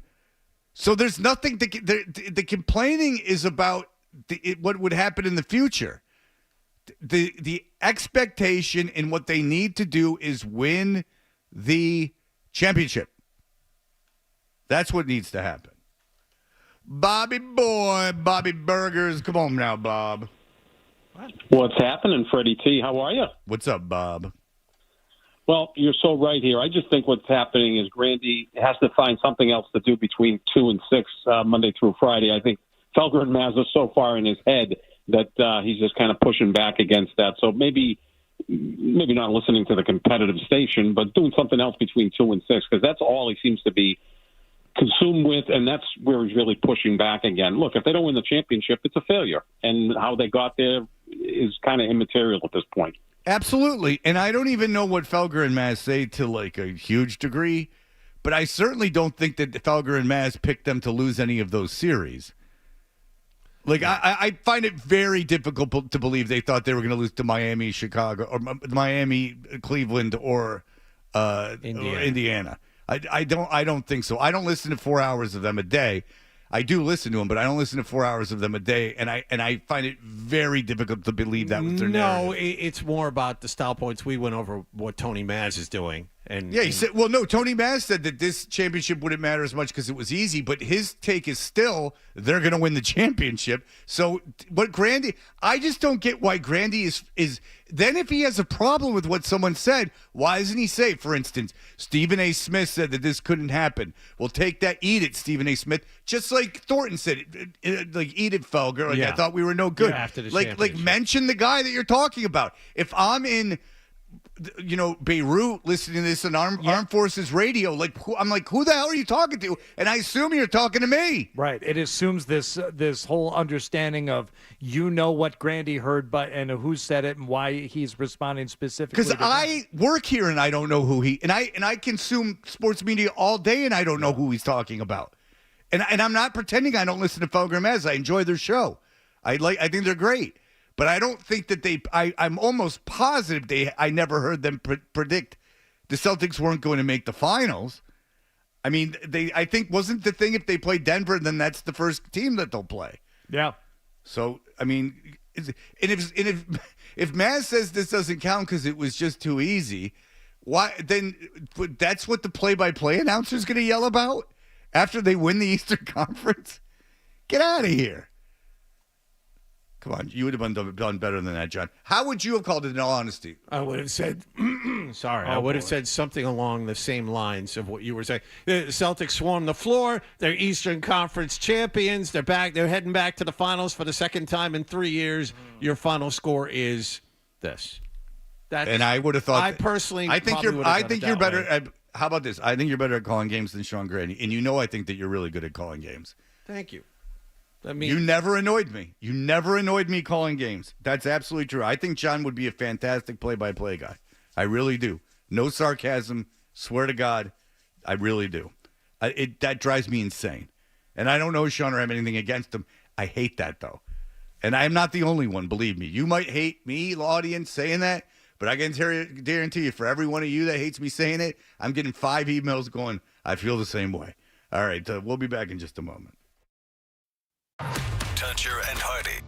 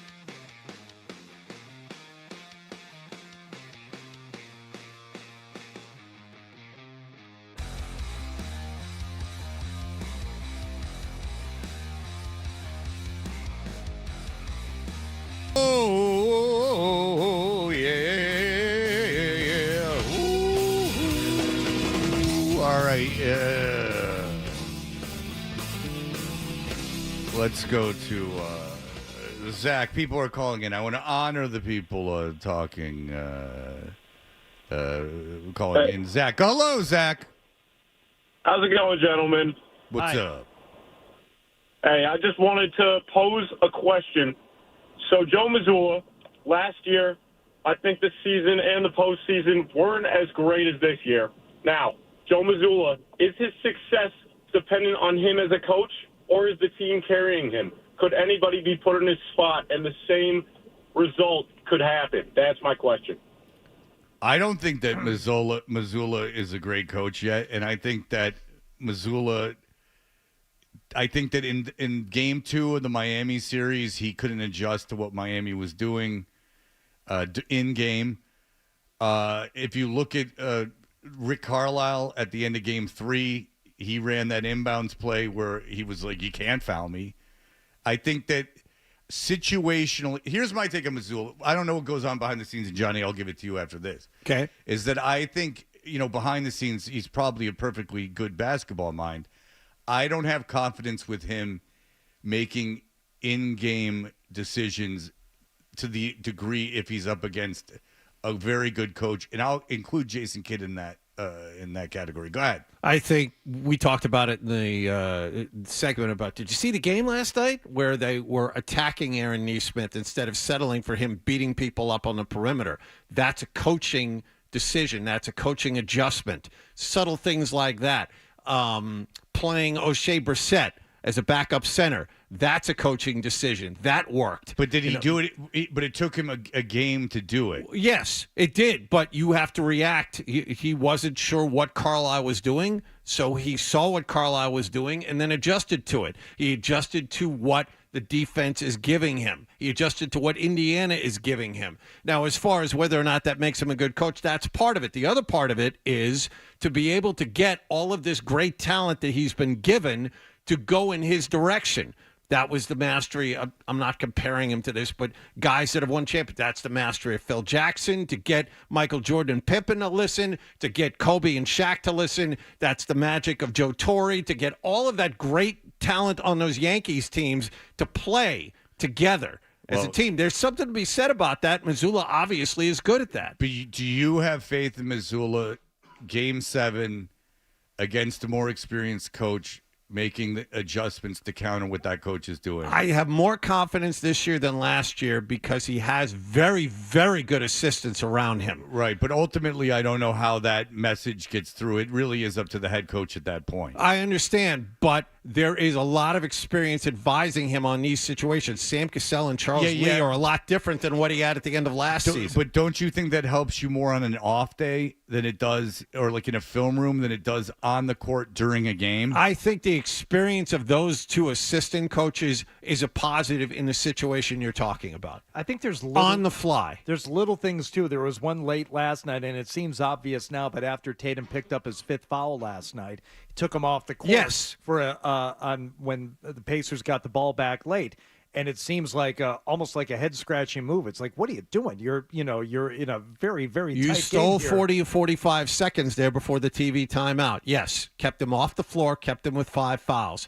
Who knows? If you leave Tatum out there, flow of the game, you have 5 fouls, but a reactionary thing, you could be out of the game, and the Celtics don't win that game. All right, let me pose this question to you, to both of you. Yep. 7-game series. One team's playing the same exact team, same rosters. You want Jason Kidd, you want Mazzulla. I'm not sure there's a clear advantage there. I'm not. Jason Kidd hasn't exactly covered himself in glory over his coaching career. Playing career, yes. Coaching career, no. I don't think there's a huge difference there. I'm not sure Mazzulla's all that much better, but he doesn't have like the meltdown season like Kidd had. But Kidd did get Kyrie Irving. I mean, or he is the head of the team that got Kyrie Irving to play along and to acquiesce to Doncic, which is not always easy. And Joe, I just got through telling you, Joe Mazzulla is able to get his stars playing together. Who knows if Mazzulla can get Kyrie to pull in his direction if he's coaching Dallas? I would give him a fair shot to do that. All right, fair enough. Johnny Wall game obviously had lunch with Mazzulla as well. Italian, he ordered everything. I was going to say, which guy do you hand the wine list to? And for that, I can only say Missoula. You got to figure Jason Kidd doesn't have time for that. He likes to stay. He's really good friends with Ian. That water park story with Kidd, did that prove to be fake or was that real? I don't remember, but I'm taking phone calls like a champ, so don't step in the way. Marco, Sorry. go ahead. Hey, what's going on, guys? Hey, Marco. Hey, I just want to talk about the Celtics, and I understand. We have, of course, we know if we lose in the championship, the finals, it's a failure, right? But are we not supposed to be happy about the wins that we have? Sure. It's like the narrative for the Celtics is so boring for everybody, the media, whatever. Everything that they put out about the Celtics is negative. I think that's why the announcer just overdid it last night. Well, I found out from somebody on an email that the play with your food comment came from Bertrand. And that Bertrand had said is Celtics, they always play with their food and they end up getting burned. Bertrand should be honored, but I don't understand why he's doing it. It's not good announcing. It's bad announcing. Adam, go ahead.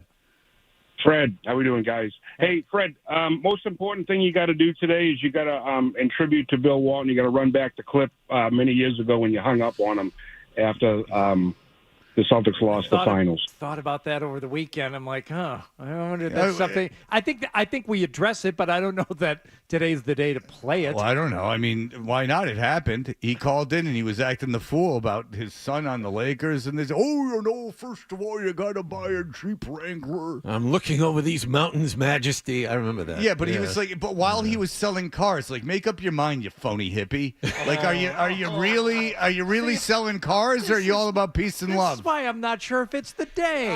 I think Hardy, you might be onto something. I think today, maybe tomorrow. I did famously hang up on Bill Walton. I would like to know. Walton, Patino, and Flory are the grand trio, if I remember right. Yeah. All right, here we go. Here it is, as requested. Hold on, because I don't say anything. Just go ahead. He's dead. I didn't kill him. Go ahead, play it. I was told where it is, but now I don't see. Oh. Where would you put this? Rank this game as in regards to the Celtic-Laker rivalry. Over the years, I've learned to never rank coaches, concerts, children, championships, or congratulations. Just enjoy them all.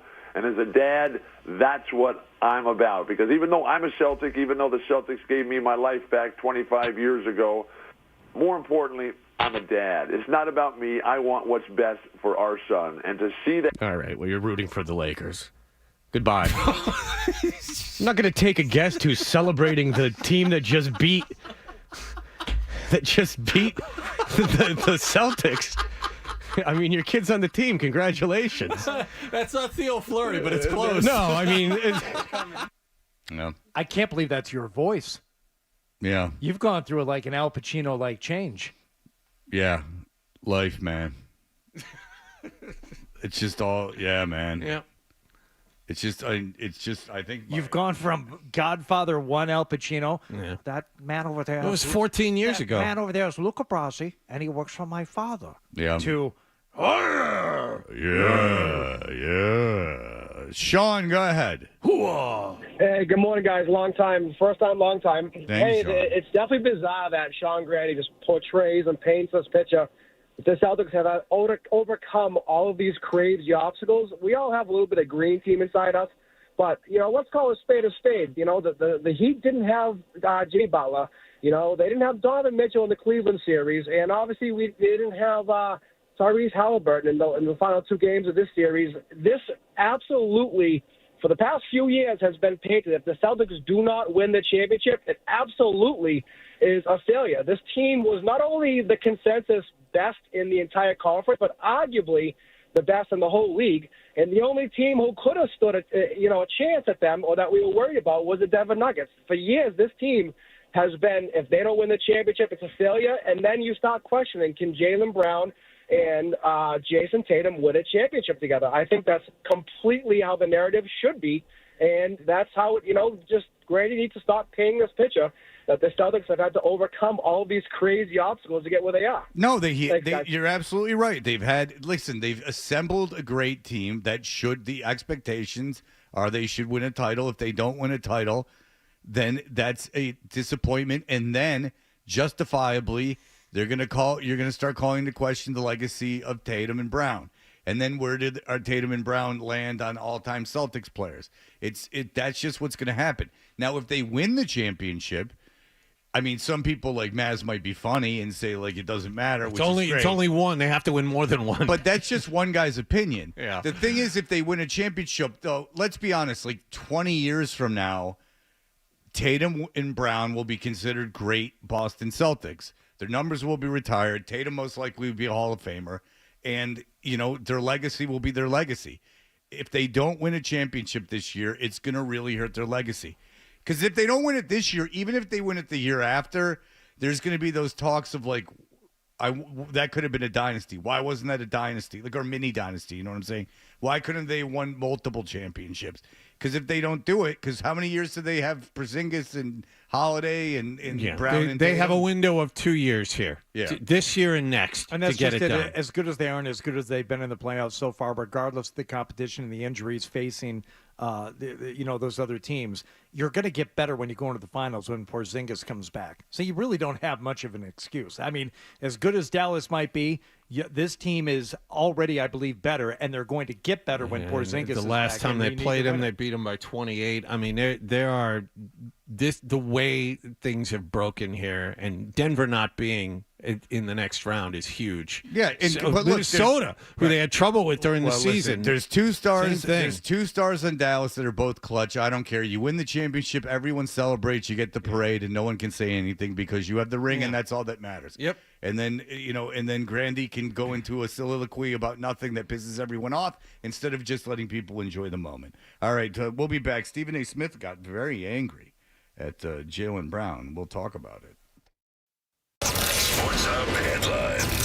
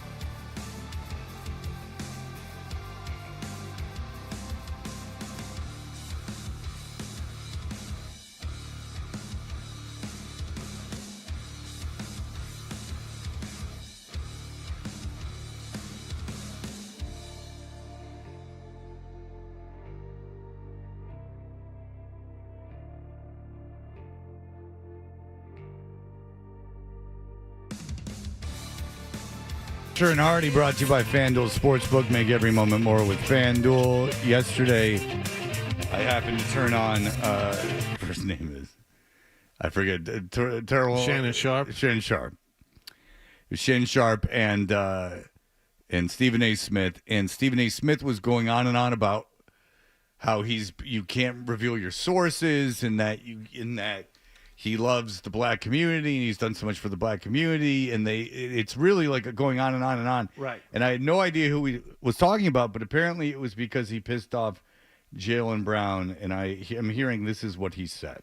And you say what you want to say, whatever point you was going to make, but I wanted to read to y'all what an NBA source just sent me. He said, Jaylen Brown, it's not so much that he's underrated, it's that he's just not liked because of his, quote, I am better than you attitude. He knows it. It's the same reason he is not as marketable as he should be. That's what an NBA source just sent me. I don't know that to be the case. I like Jaylen Brown. I know a lot of people that like Jaylen Brown. But, again, when you think about marketability, that's what that person was alluding to. Do y'all think there's any credence to that whatsoever in terms of the conversation that we're having? Well, I mean, and so apparently this sent Jaylen Brown into a spiral, and then it's got Stephen A. Smith on his heels where he had to apologize. And Jaylen Brown tweeted at him, "State your source." But that was his thing. But the way he presented it was pretty innocuous. He said, do you think there's any credibility to that statement? Do you find that to be true at all? He's not saying this is a fact. He's saying, I had somebody told me that Jaylen Brown isn't, quote unquote, likable, and that's why he's not as marketable. Do you think there's any validity to that? You should have heard Stephen A. Smith, though. He's like, he's the guy who makes all this money, and he's given so much to the Boston community. I mean, he was going on and on and on about it. Isn't Jaylen Brown one of the fans of the Black Israelites? Wasn't he all behind Kyrie Irving about that stuff? It seems like there may have been some kind of a connection there. Maybe. Yeah. I'm trying to remember, too. Yeah. Well, I think that there was, and I think that you guys know there was. Well, and I believe that might hurt. That might hurt your credibility a little bit. There was the time where he confused Black Israelites with the fraternity. When I'll read it from CBS Sports. Jaylen Brown clarifies tweet on Black Hebrew Israelites outside Barclays Center for Kyrie Irving's return. Outside Barclays Center on Sunday, hours before the Nets game against the Grizzlies, a large crowd of Black Hebrew Israelites gathered in support of Kyrie Irving, who returned from a suspension, and Jaylen Brown of the Boston Celtics, who, like Irving, is a National Basketball Players Association vice president, quote tweeted the video of the Black Hebrew Israelites up on Dean Street, and then he went on to go on and say, I was not aware of what specific group was outside Barclays Center tonight. I was celebrating the unification of our people, welcoming the return of Kyrie to the court. At first glance, I thought it was a known fraternity, the Omega Psi step in showing support. And to that, it would say, no, I don't believe you. I think you knew that was the Black Israelites. And the Black Israelites, if you've ever been to New York City, are very prominent where? Street corners and public access television. They all dressed like African Bambaataa back in about 1982 from Planet Rock era. I was watching Robin Bird. I never saw that. You saw it. If you watched Robin Bird, you did see it. And you saw Rapping with the Rickster, too. You saw everything that was going on Channel 1. Robin Bird was naked. You saw Screw Magazine. You saw that. Saw Robin Bird. Yep. Well, Robin Bird was different than Al Goldstein's show. I know. Al Goldstein had a show that was tackled the issues in the sex industry. Yep. Jaylen Brown's quote tweet, it said energy. That was the thing. Yeah. It said energy. Energy. And why was it a big deal that Kyrie Irving came back? Because he supported. Yeah. He what? You talking specifically about this? No, Kyrie Irving, when he came back to the Barclays Center, was a big deal because he had been. What? He wasn't coming back to the Barclays Center because he was on vacation in Europe. Oh, he refused to get his COVID shot. Yeah, and then there was a bunch of other stuff that he said that pissed people off.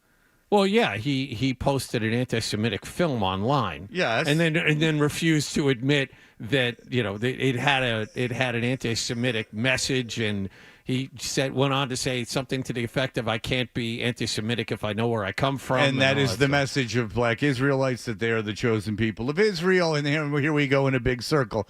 John, you've turned your back on your religion so much that you refuse to even call. Is the NBA your new religion, John? Apparently, yes. Is that what you? I think that's what we've proven here today, if nothing else. Yeah. So yes, as a circle, yes. Kyrie Irving put an anti-Semitic video up. Then it was called out, and it was saying like, "Hey, this is about." About being not liking Jewish people, and he said, "How could I not like Jewish people? I'm the original Israelite. I'm one of the original Israelites," meaning that he was a black Israelite. And you know who black Israelites don't like? Jews. Yes. So there you go. That's a problem. Yeah. So I mean, unless you're for discriminating against groups of people, you probably wouldn't be in that camp. This can lead us down that Kyrie Irving is a great individual hole again, which everyone seems to think he is. What I hate about things like this is that Kyrie Irving did stuff that you're like, wow, that was dumb, but then he goes and like burns sage on the court, and everyone's like, what a dumbass, he's burning sage. That doesn't hurt anybody. Yeah, that's not doing anything wrong. Yeah, when that's you smudge TD Garden. Yeah, yes, not anything smudging. That's when you smudge TD Garden, which, by the way, is a pretty penny if you want someone to come smudge your house. Yeah, because they know the words to say. But if you smudge TD Garden, that's just all right, fine. Then that's like, say that's his religious practice. Then who are you to call him out on it? They like just focus on the dumbest things. Or he got like an empty water bottle thrown at him. Like these are like dumb things. He's and then everyone, they just let him like say it. They don't care what he says. But anyway, he's coming to town. Yeah. So we can also talk about how you think later in the show is Kyrie Irving's going to react to being back in Boston. Oh, I'm sure it's going to be glorious. He's going to be all smiles. That's what he is now. That's what he is now. He's Mr. Wonderful now. Can he handle Boston, though? Can he handle Boston? Will he be able to keep it together? Because Boston is a home court advantage in a Dallas series like you can't imagine, because he could lose it during this series. There's no question. Kyrie could lose it during the series. He could lose it in Boston. There's no question. We saw him struggle at times. The last time he was here was when he was in the thick of it with Brooklyn, and Brooklyn was in the process of getting swept out of the first round. Kyrie pulled a no-show in that series in a couple of those games. The fans were clearly getting to him. Now, that was a couple of years ago. He spit-shined his image. He's all relaxed now. The Dallas Mavericks are family, so maybe things will be a little bit different. But in that series, he did lose control a little bit. Yeah, I also think he is a special type of self-absorbed to the point where he can probably, if he wants to, just make it all about him and not have the added pressure of playing against the Celtics in the Garden affect him negatively if he chose to. I don't know if he'll make that choice. But the alliance between you look at Kyrie Irving and like, there's your villain in the series. Yeah, Jaylen Brown and Kyrie were more aligned on more stuff than I think we want to remember. And even you talk about Jaylen Brown, some of the stuff in the past. It wasn't just that; it was him signing with Kanye West before he did distance himself eventually. But it took time. He was. I don't know if I even want to say slow to recognize, maybe just slow to acknowledge or even put out there that he was going to, kind of stay away from these matters, because that's the likability factor. Stephen A. Smith isn't saying anything I don't think that's really out of line. I mean, there was that stuff that he said and did that made people not like him. No, like if you go, he shouldn't be in the league or he shouldn't be allowed to play basketball. Nonsense. These are ridiculous statements. Nonsense. But if you're talking about someone's marketability, which is their likability to sell products, right, then that's a definitely a thing. Like, for instance, Howard Stern had huge ratings, but there were a ton of companies that didn't want to be associated with them, so they wouldn't advertise on his radio shows. Right.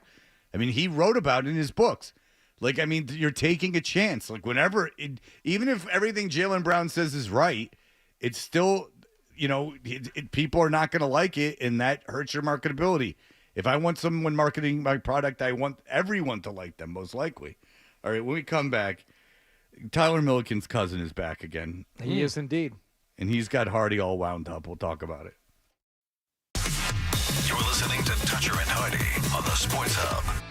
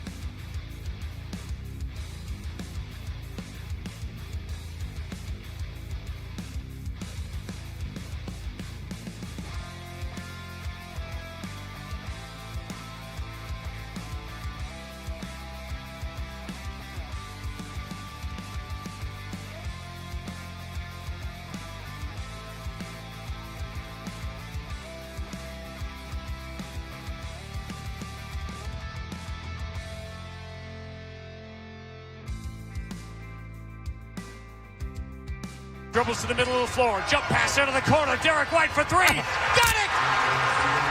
Derek White from the right corner has given Boston a 105-102 lead. At Sean Grandy here on 98.5 The Sports Hub. Derek White's three with 45 seconds left snapped a 102-102 tie and handed the Celtics a four-game sweep of the Eastern Conference Finals, 105-102 over the Pacers. Jaylen Brown was voted series MVP after scoring 29 points. The Green ended the game on a 15-4 run, and for the second time in 3 years, they're through to the NBA Finals. They'll host either Minnesota or Dallas in game one of the best of seven a week from Thursday. The Timberwolves play in Dallas tonight, down 3-0. Basketball Hall of Famer and former Celtic champion Bill Walton died yesterday of cancer. He was 71 years old.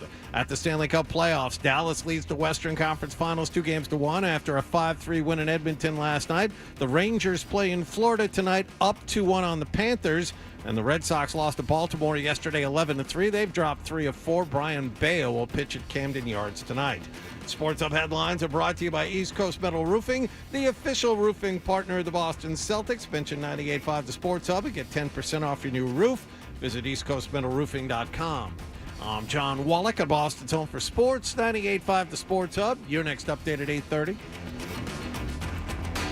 It's not just the games. It's the preseason, the postseason, the drafts, the trades, front office drama, the locker room banter, and you talking all about Blah, it. blah, blah, blah, blah. On Boston's Home for Sports, 98.5 The Sports Hub. You're listening to Toucher and Hardy on the Sports Hub.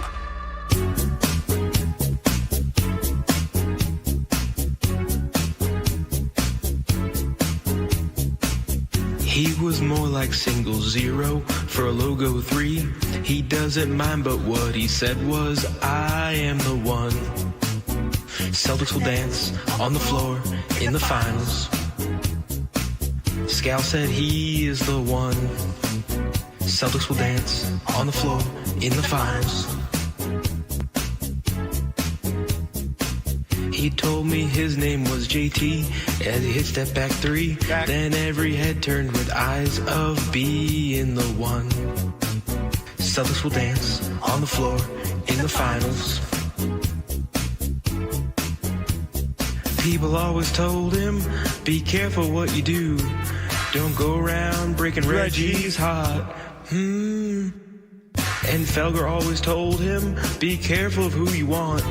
And be careful what you do, cause the Celtics are the true. Hey, hey, Jason Tatum is a Celtics player. He's just a guy who will give your team 51. Indiana is JT's son. Watch him slam dunk for an A1. JT is number 1.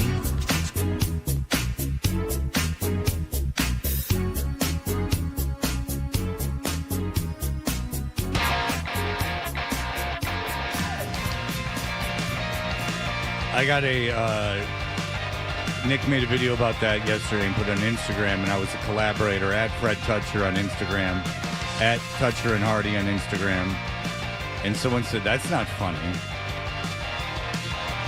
And I went, how dare you? How dare you? That is Tyler Milliken's cousin. He interns for the show, and the way that came about is first day out to shoot, he just handed...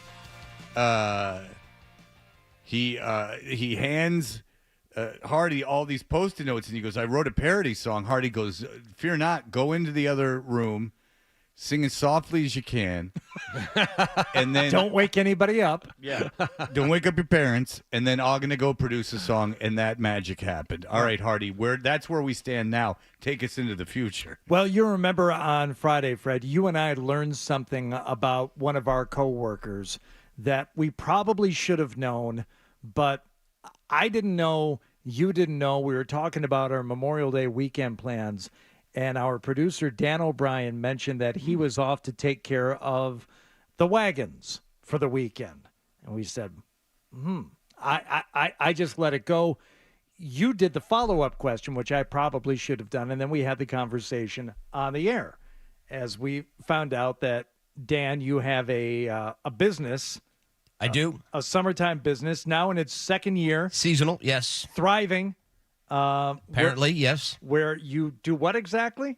So there is a certain need on the beach, in my opinion, where I have a place in York, Maine, for wagons, custom beach wagons, to take your things to and from the beach for the day. Which perhaps if you are there for a week of a rental. Okay. Big rental community. Yes. It sounds like a wonderful service, but it needs help getting the word out there. So I asked the intern if he would, in fact, write and record a commercial. Perfect. For what's the name of the company again? DanTheWagonMan.com. Dan the Wagon Man. Okay. So Milliken's cousin said, absolutely. I asked him over the weekend. He got back to me his commercial, which is what you have there in front of you now, Fred.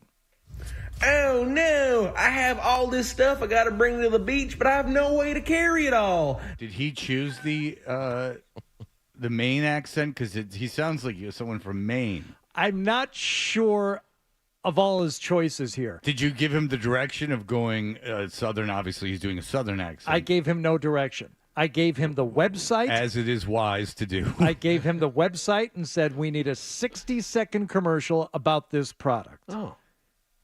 All right, so here is Tyler Milliken's cousin. He's making a lot of improv choices. Now, listen, it's a 60-second spot. He just sent me the voice work. Look at him. Look at that smiling cherub behind you, Fred. That's right. He's here today. I dare you. Play as much of it as you can. Go ahead. Okay. I don't know when you're going to tap out. What kind of lead You may tap out at some point, and that's fine. Oh no, I have all this stuff I got to bring to the beach, but I have no way to carry it all. Nowadays, you don't carry all your things to the beach. What do you think this is, 2005? You rent a wagon from Dan the Wagon Man up here in York Beach, Maine. Our wagons are easy to use and have extended storage space to hold everything you need. The 10-inch wheels keep everything moving along nicely, and each wagon comes with an umbrella, bottle opener, and special place for chairs, and so much more. You might think these are hard to obtain. We'll pick up and drop off your custom wagon to you when you rent with us. So whether you're taking a long walk on short sands or a short walk on long sands, here at I don't know what long sand is. I don't either. There are two beaches: Long Sands Beach and Short Sands. Oh, all right. Those are the two beaches in York. Yeah, dumbasses. But Dan tapped out about 35 seconds. Oh, you're all done? You don't like this? The Wagon Man wants no part of this. So, but what he did is he reached it, and then he went funny with it. He goes, "If you're going to take a short one on long sand or long sand." So far, I'm hooked. Don't change a thing. Here at Dan. Well, you are the Shizowis guy, so you're just hoping this takes the place. Who better to know? Here at Dan the Wagon Man, we can help make your vacation as seamless as possible. Check us out today at danthewagonman.com or by calling 617-283-4949. Now, is that your phone number? It's my number. But hey, I'll take them on. Wait, it's your cell phone number? So yes, I tried to get the Google business number to then forward to it, but that's still in the works. All right, so just call Dan. Yeah. I guess he's there. Yep. Especially if you're a male suitor. Or text. Is there anything true to this? This is from Tim. Fred, I'm sure you know that the classic movie Loverboy, everyone knows Loverboy, Maine's own Patrick Dempsey is a pizza delivery boy moonlighting as a male escort. His sugar mamas know to hire him by ordering pizza with extra anchovies. Now the word on the street in southern Maine, especially around Algonquin, is that if you call Dan the Wagon Man and ask for the wagon with 11-inch wheels, you'll get the full Dan O'Brien experience. The 10-inch wheels keep everything moving along nicely. D.O.B. is making it back to Hawaii this winter, and he's flying first class. Love you and the show, Tim. Oh, no. Dan the Wagon Man keeps you out of the sand. And then he goes, and he goes, because he said he goes, I'm going to do a really bad Southern accent. Well, I'm not sure of the choice here. Whether, wagon, is it old timey? Is it Western? I felt that maybe it wasn't quite ready for radio airplay here or even in York Beach. So what I did, Fred, was I went ahead and I produced a fuller version of the spot. Okay, here we go. Daddy, hurry up. Did you bring the cooler and the umbrella? Mommy, what's wrong with Daddy? Your father is weak. A weak man with soft erections. It's a wonder he was able to provide the seed for either one of you. Can someone help me? Wow, who is that? Dan the Wagon Man up here in York Beach, Maine. Dan, the Wagon Man. The Wagon Man. Ooh, that's quite a wagon you're dragging. Our wagons are easy to use and have extended storage space to hold everything you need. And so much more. Great, we want to buy one right now. Oh no, you rent a wagon from Dan the Wagon Man. For the day, for the week, for the month, for the whole damn summer. The 10-inch wheels keep everything moving along nicely. No, we about your big 10-inch. 10-inch wheels. Check us out today at danthewagonman.com. Dan the Wagon Man keeps you out of the sand. Thanks, Dan the Wagon Man. Do not use Dan the Wagon Man wagons if you're allergic to PVC, plumber's tape, or commercial plumbing glue. Do not contact Dan the Wagon Man between the hours of 6 a.m. and 10 a.m. Monday through Friday. Do not refer to Dan the Wagon Man as Top 40 Shorty. Do not, under any circumstances, ask Dan the Wagon Man about acoustic sunrise or trips to Hawaii. Because Sunrise was ripped Nice away disclaimer, from him. yeah. Nice disclaimer. Thank you, Hardy. You know, Hardy, you produced a professional commercial, and Tyler Milk and Cousins Reed was still terrible. Oh, no. I'm telling you, he tries. He tries. Oh no. Oh no. He's like the guy from Family Guy. Oh no. The Red Sox are falling apart. Dan the Wagon Man. Dan the Wagon Man. The 10-inch wheels keep everything moving along nicely. Yes, they do. Yes, 10-inch wheels are perfect to get your carry-on on the plane so you're not encumbered while you land in beautiful Honolulu, Hawaii. Oh, no. So, Dan, feel free. I'll give you the spot, and if you need anything, redone. But I don't know what ad time costs up in York Beach, but okay, feel free to just run that thing as is. This signal runs right through there, my friend. Oh. Well, they may just buy some time on the Sports Hub then. All right. Well, listen. I have someone who texted you, apparently, about a wagon. So there you go. You're already doing business. Hey, Dan the Wagon Man. Thank you, Fred. A hanker for a hunk of cheese. That's a wagon wheel. All right. When we come back, Doris Burke was calling the game last night. Yes, she was. And she was doing a heck of a job. We will have that for you in just a moment.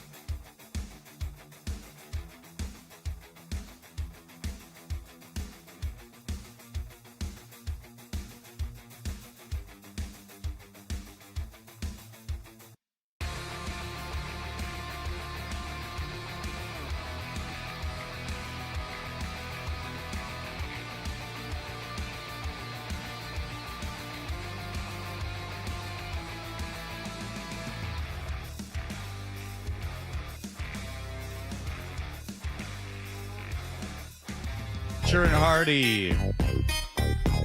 I got an email from someone named David Wilson.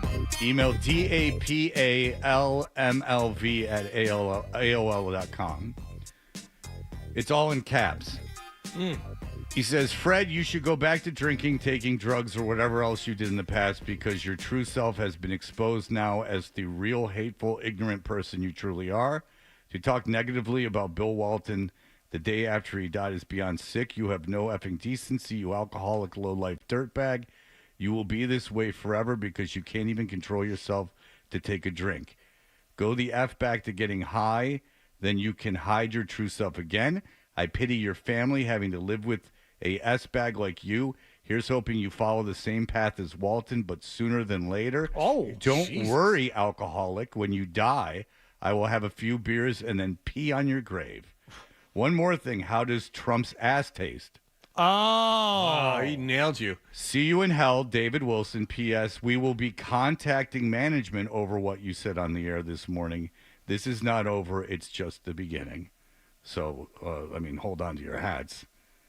David Wilson seems like a man who's got a lot of friends in high places. I like the people who insert the politics into every single conversation. And that guy is, especially pleasant.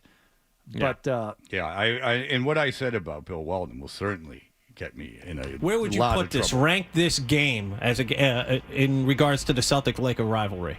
Over the years, I've learned to never rank coaches, concerts, children, championships, or congratulations. Just enjoy them all.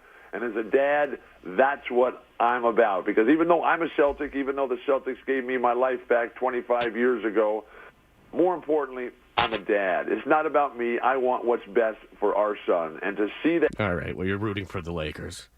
Goodbye. I'm not going to take a guest who's celebrating the team that just beat the Celtics. I mean, your kid's on the team. Congratulations. That's not Theo Fleury, but it's close. No, I mean... Oh, Fred. I know. Terrible. And were you drunk or high when you did that? Is that your excuse? Probably. Probably. I was spiraling out of control to hang up the phone on such a great individual. I don't understand how you could be a hippie and sell cars. I don't understand how you could be such a hippie and play for John Wooden. These are the things I didn't understand when he was alive. I don't understand him now that he's passed. But I'll tell you, David Wilson, you know what? I was planning on getting buried, but now I'm going to, just to defy you, I'm going to have my ash, I'm going to be cremated and have them scattered over an ocean. Good luck finding them to pee on them. Yeah. And I'm not going to put where I put them. You would have to hire a private investigator to figure out where my ashes are, David. You didn't answer his question, though. How does Trump's ass taste? I don't know. I've never met Donald Trump, let alone tasted his ass. I can tell you that much. I don't know what I said about Trump today, but it certainly... Because I could see how you could be a big Bill Walton fan, who was a huge progressive, and also a massive Trump fan. Yeah, those line right up. Wow, I didn't. You know what? That's the most obvious thing, and I missed it until you just mentioned it. Yeah. Holy crap! Yeah. How? Yeah. How can you be such a defender of Bill Walton? If you want to email him, Hardy, I'll give you his email address. Oh. DAPAL. So it's Dapalm LV. Okay. Dapalm, which is a southern version of the steakhouse. DAPALMLV@AOL.com. So he's obviously a man on the cusp of technology, as he still has an AOL account. So look there you go. And by the way, yesterday was my 1 year anniversary of my sobriety. Congratulations. So how dare you, David? Congratulations. How dare you, David, on the year of my sobriety? Have you no couth? What's worse?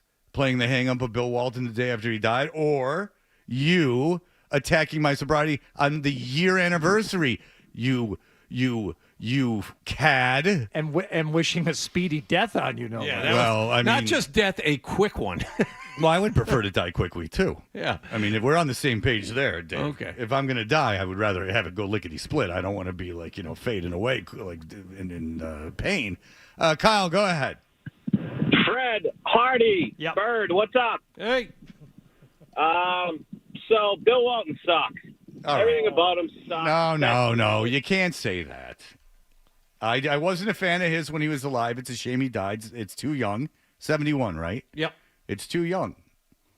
But I certainly didn't say anything. I feel out of line. I was going to say this for the email bit today, but I feel like in order to balance out the Bill Walton stuff, I got this email. You got it too, I think, from Russ, a true Bill Walton story. I'm going to paraphrase it. It's very long. But it's 1985. He was playing in a band in Cambridge, and he was hanging around one night, and he saw Bill Walton sitting at a table next to him. He said, so the season's going on, the 85-86 season, and as a publicity stunt, I announced that I'd be giving out the first annual community award to Bill Walton at one of his shows. Said I dropped off an invitation at his house, interrupting his son's 2-on-2 game in the driveway, expected to hear nothing. On the afternoon of the show, a message on my machine came in. Hey, this is Susan Walton. Please reserve a table for Bill. Said the club was full. Halfway through our set, Bill ducked in through the door, planted himself at the bar. At the break, I went over and introduced myself. Then he stood in front of the stage and graciously listened as I read the elements of the award, presented him with a cheaply framed sheet, and then he made a hilarious speech and concluded, I'll hang this on my wall right next to the NBA MVP award. After that, he waved to the crowd, ducked out the door, and went off to win his second NBA championship. So here's a guy in a local band, invites Bill Walton as a goof to present him an award at a show. Walton shows up, is gracious about it, accepts it, and makes everybody's night. You know That's who? a fun story. You know who would not go to the Grateful Dead concerts? The one guy on the team when the Grateful Dead came I do know to the the Boston answer to this. Garden. You know, Bill Walton was like, "Oh, everybody, let's go to the Boston Garden." However he talked. Yes. And you could probably guess the one guy who said no. Bird went, didn't he? Yes. Okay, Bird went. Robert Parrish couldn't get there fast enough.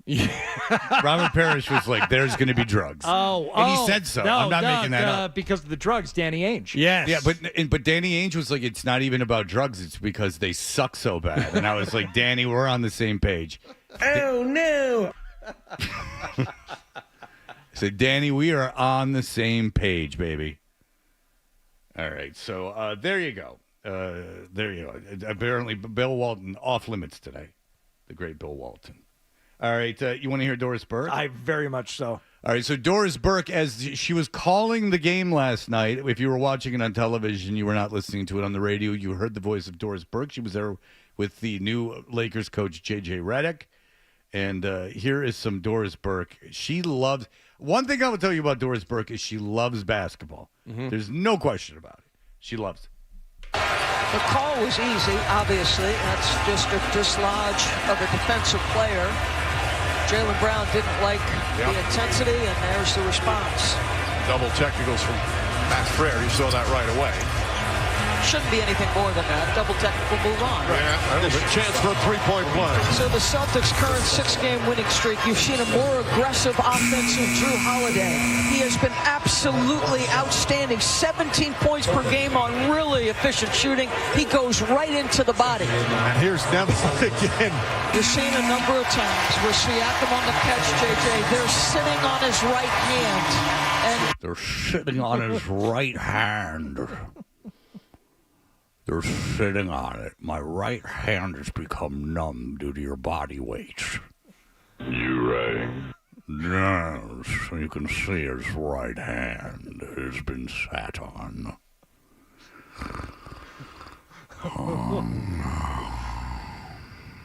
that sitting on his right hand is making him move it a little bit. You know, when you sit on a right man's right hand, you got to move it a little bit. That is a way to eliminate the right hand. Putting your entire body weight on it in a sitting position. It's how Doris Burke will destroy your hand. Come here. Give me your right hand. Place it on this chair or on the floor. All right? I'm warning you, I'm going to sit on it. Now, if I know you in the human body, you're going to attempt to move it to gain feeling. But I've taken it away from you by sitting on it.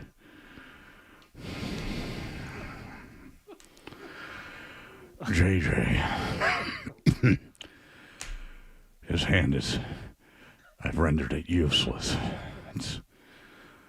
It's got no blood in it any longer. Doris, you're absolutely right. I can't even feel it. It's all numb. Yes, it's for me. It's because I sat on it. I just explained that to you, JJ. Your hand is now going to be useless. Now your left hand is my problem. And I'm not at all focused on that. Not nearly as I was on your right. I'm not going to give you my left hand after what you did to my right hand. That might not be your choice, JJ. I might have to take it myself. That sitting on his right hand is making him move it a little bit. Will he continue to be aggressive here? Is this just a rest for a defensive sequence for Tatum? I can't imagine this is a long respite here.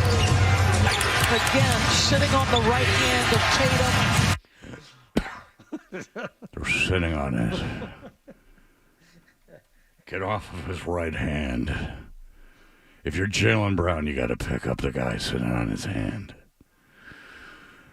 God. Move your hand, Jason. The right hand of Siakam, and you force a turnover. So playing with pace, but playing with intelligence and patience, with driving into traffic. Yeah, there is Al Horford's father again. He's flexing. He's raised not only a great basketball player, but a better human being. Congratulations. Hats off to Al Horford's father, who is courtside today. Do you see him, JJ? Yeah, I see him right there, and he's very excited to see his son. You'd be excited, too, had your child turned into Al Horford. A true champ. Now look at his right hand. No, we already went over the hand. It's unsat upon. We've already. Rick Carlisle's going to have to find a way to put a rump on that hand. Post haste. See, now I know why you went with Lurch instead of Herman Munster. You're right. Is more in step with your impersonation. Excuse me, I believe someone has rung the doorbell. My Ring app is going off. Just leave it at the door. I'll be home to pick it up soon. If we go into overtime here, Doris, I don't know if you're going to be home all that soon. They could end up extending this contest tonight. Not if they stay on the right hand. You leave that jerky there. Come on. What came to the... Well, that's about a half-pound box of fresh venison. Left by a guy who captures it himself. What he'll do, John, is he'll take an arrow and lay the animal down, then he'll take it to his place and he'll cut the meat and divide it up and give me some choice cuts in a nice freeze-dried cooler. And Doris, that's fascinating, but we got a tie game here with about 6 seconds left. Well, I'll tell you, that's venison will sit. I'll put it in a freezer outside, and it will be good to eat come next season. How do you cook that venison? Cook it. I love the feeling of the venison blood dribbling down my chin. How did the Mason Verger comparison go? Have you accepted Jesus, Agent Stalin? Lurch is better. You're right. Yeah. And Doris Burke here. All right, very good. I love Doris Burke, and I love that we're going to hear her in the finals. And we're positive this all starts a week from Thursday. The 6th of June. It's been advertised for the last 48 hours. That's There's nothing they can do about it. For some reason, they refuse to move it up if Dallas wins tonight. I thought it was Thursday. Holy crap. June 6th. Oh. There is nothing they can do about it. There's nothing they cannot make a move here. There's nothing they can do. I don't about understand why you wouldn't make a move. Like, Why make people wait a week? I don't understand that at all. If Dallas wraps up tonight, I'm not saying you have to start this Thursday, but how about Sunday? How about a Friday, Sunday, games 1 and 2? No problem. Seems like it might be something for you to do. That's all I'm saying. That's all I'm saying. All right, so we'll be back in just a moment. Here are the headlines.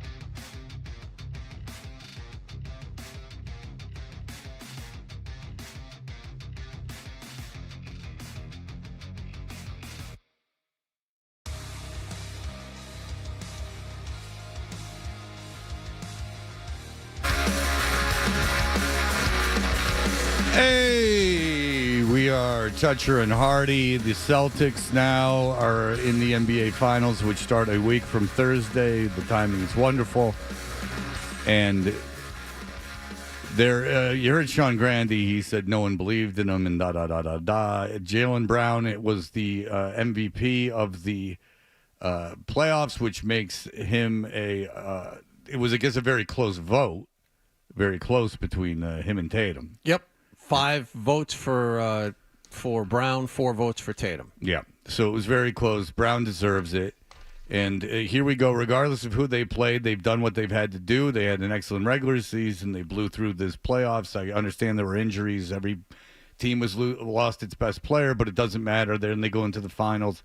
And it looks like, and that's something that's never happened in NBA history happens, they'll be playing the Dallas Mavericks. Now the question is that now Kyrie, according to everyone nationally, has been a wonderful soldier. Kyrie has been doing tremendous things, and he loves to acquiesce to Doncic. He says it publicly. He can't be happier that Doncic is the lead guy on the team, but the history of Kyrie Irving in Boston since he's left here has not been good. He either doesn't play or he screws up. Do you think, can Kyrie keep up this new, sitting down with the NBA on TNT team after a game for 15 minutes? Couldn't say enough nice things about him. Because they love him. Because this year he's been great. I mean, this year he's taken it. He's helped take a team that's going to go to the NBA Finals. He's taken on his role as the second guy very well. He has been good to the media. He hasn't said anything crazy. Everything he's done has been on point. My question is, in front of, and you know me, I'm not someone like, yeah, Boston, but in front of a Boston crowd, which he does not like, a boisterous, loud, angry Celtics crowd, will he be able to keep it together for what could be 6-7 game series? Do you think he can keep it together? I think he can. I think he's used to the hatred at this point. But he's never handled it before. No, he didn't. And we talked about this earlier. He didn't handle it when he was here with Brooklyn a couple of years ago. I mean, he got hit with a empty water bottle, which is like being hit with a gnat, and it became some kind of major hate crime in town, which is ridiculous. I mean, he got hit with an empty water bottle. I get hit with full Stanley cups for my children. I mean, let's be honest. It's not the end of the world. And no, it provided him an opening. That's all it did. But it gave him an opening to complain about Boston and its past and how he's persecuted. But it shows that he hates it. Well, listen, he wouldn't be the first black athlete not to like Boston, and I don't doubt that they've had that. But it was more he was using it. It was a means to an end. No, I understand that. But what I'm saying is, can he, if the crowd is on him, which they will be, how will you don't think that will affect him negatively? I think he's in a different place now than he was 2 years ago. Okay, so you buy the whole thing. You think he's in a better place. I think he believes he's in a better place. He's able to trick himself into a lot of things. Well, if he's in a better place, he's in a better place. The question is, can the Boston crowd, can he resist this? Because he hasn't had to face this kind of stuff this season. This season is he's been a perfect citizen. He's saying all the right things. A hostile Boston crowd. They lose game 1. The crowd, every time Kyrie gets the ball, is booing. They're yelling at him. They're screaming at him. It's the whole game. He reads in the press. The press is negative towards him. All this is happening. He can keep it together. I think he can. At this point, I do. I think he can. Now, I hope you're right, and he can't. I just said I don't know if he can or not. I've been on Kyrie's side this year. All right. I won't put that in your lap. I hope he can't, but I think he will. Hardy.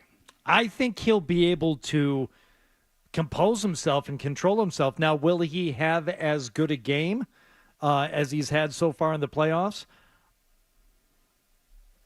If that happens, it's going to be difficult to say it's because he's thrown off by being at the Garden, being at the crowd, and not just because he's facing a better team. Now, is this the best team that they've faced so far? Are the Celtics the best team that they've played so far? Of course. Of course. Defensively, are they the best team that they've faced so far? So Well, no. Oh, I'm sorry. Yes. Defensively. I'm confused. Yes, defensively. Yes. Defensively, this will be the best team that they've played. Is there a certain knowledge of Kyrie and his game that these guys have probably better than the other teams that he's faced so far? Minnesota defensively is on par with the Celtics. But statistically, they're even a little better in some categories, and Kyrie's been tearing them apart. And I think the Celtics have the book on them. Yes. More so than what Minnesota would the have. Celtics have better perimeter defenders. This is a way of saying, Fred, you might look at it at the end of it and say, see, I told you so. He couldn't play at the Garden, where it might just be he's playing a better team that plays better defense and can play him better than any team has so far. I don't think he's going to have a meltdown. Do you think emotionally? I don't think he's going to lose it. Do you think he wishes that he was not playing Boston? Not just because of the talent on the floor. Do you wish that he? Do you think he wishes he didn't have to come to Boston? Yes. He doesn't like coming to Boston. I don't think he likes coming here. No. So it is. So there is really a non-cheerleadery, non-pink hat home court advantage for the Celtics in this series with Kyrie Irving. You have to think, right? Like, he doesn't seem like the kind of guy that uses it as a fuel because he hasn't.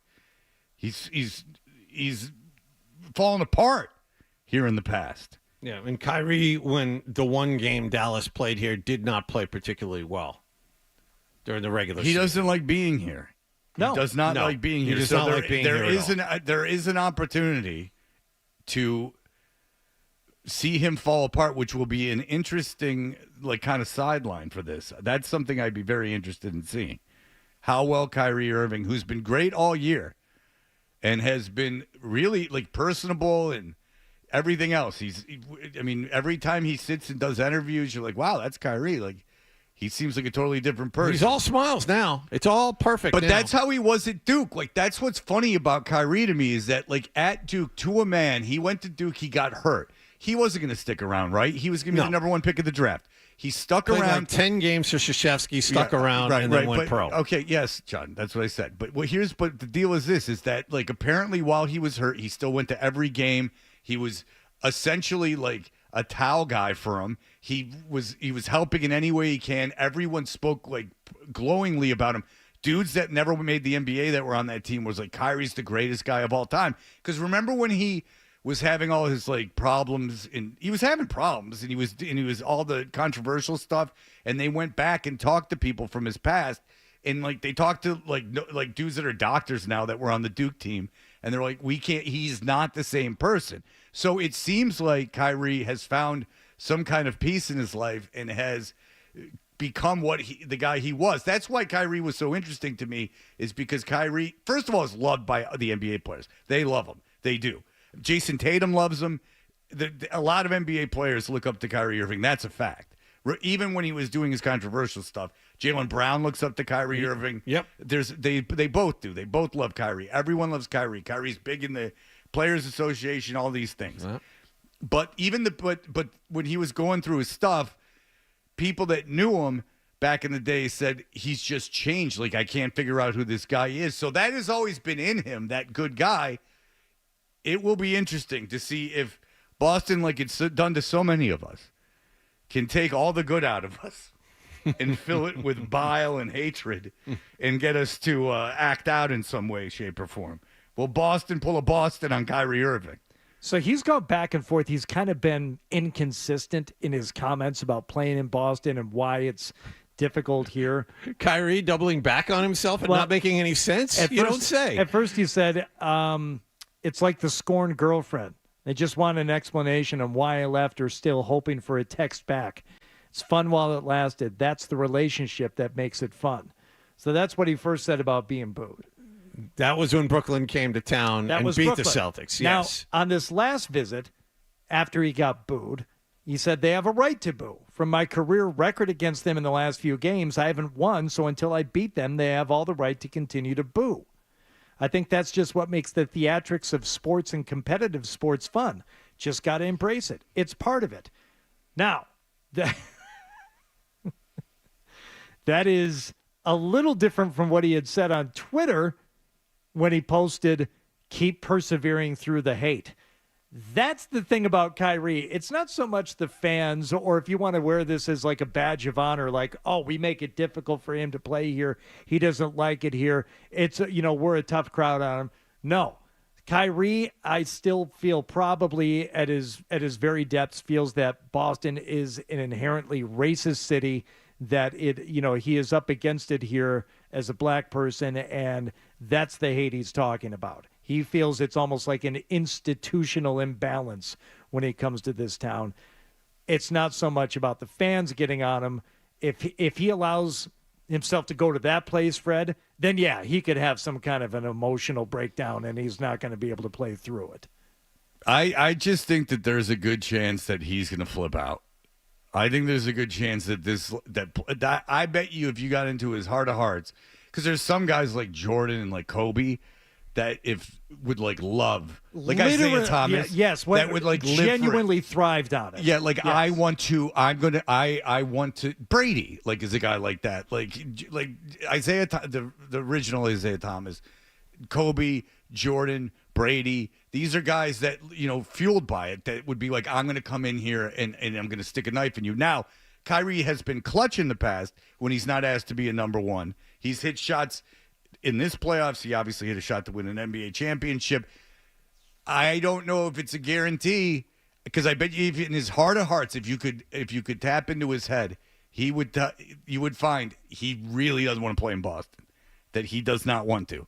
And that's regardless of how good the Celtics are. He just doesn't like being here. He doesn't like playing here. He's not someone who thrives on the boos and the catcalls. That being said, I highly encourage you not to say anything racial, because then we got to go through that whole thing again, and then the one racist guy has got to make everyone that's at the game all of a sudden is this terrible racist yelling things. So could I be so bold as to ask that, Hardy? I don't think you're out of line in saying, please don't. I'm willing to put myself out on a limb here. Please don't be racist. Thank you. Yeah, and don't throw anything at him. Those are my two requests, please. But you may insult him. I don't think there's anything wrong with that. I think that comes with it. I get insults myself. I just read you one an hour ago. Said the guy was going to pee on my grave. I mean, don't go that far with Kyrie. That's just too far. That's too far. All right, but it will be fun. I kind of wished it was going to be the Timberwolves. Now that it's going to be the Mavericks, I mean, it's fun. Two superstars. We haven't had any superstars all the playoff run. At least we get two superstars now. And then we can all figure out how Doncic is good at basketball, because he moves slow and he's a great shooter. I don't know how he gets any separation other than lowering his shoulder. We can watch him. And Kyrie's one of the best ball handlers of all time. So their two stars are kind of fun to watch. Both are elite closers. That's the thing. The Celtics, when they play this team, they Doncic talks crap. He can't yells. afford to give Dallas the ball last. That's a mistake. All right, Jared Weiss is going to join us. He will tell us his opinion of what has happened and what lies in the future in just a moment. Stay tuned for more.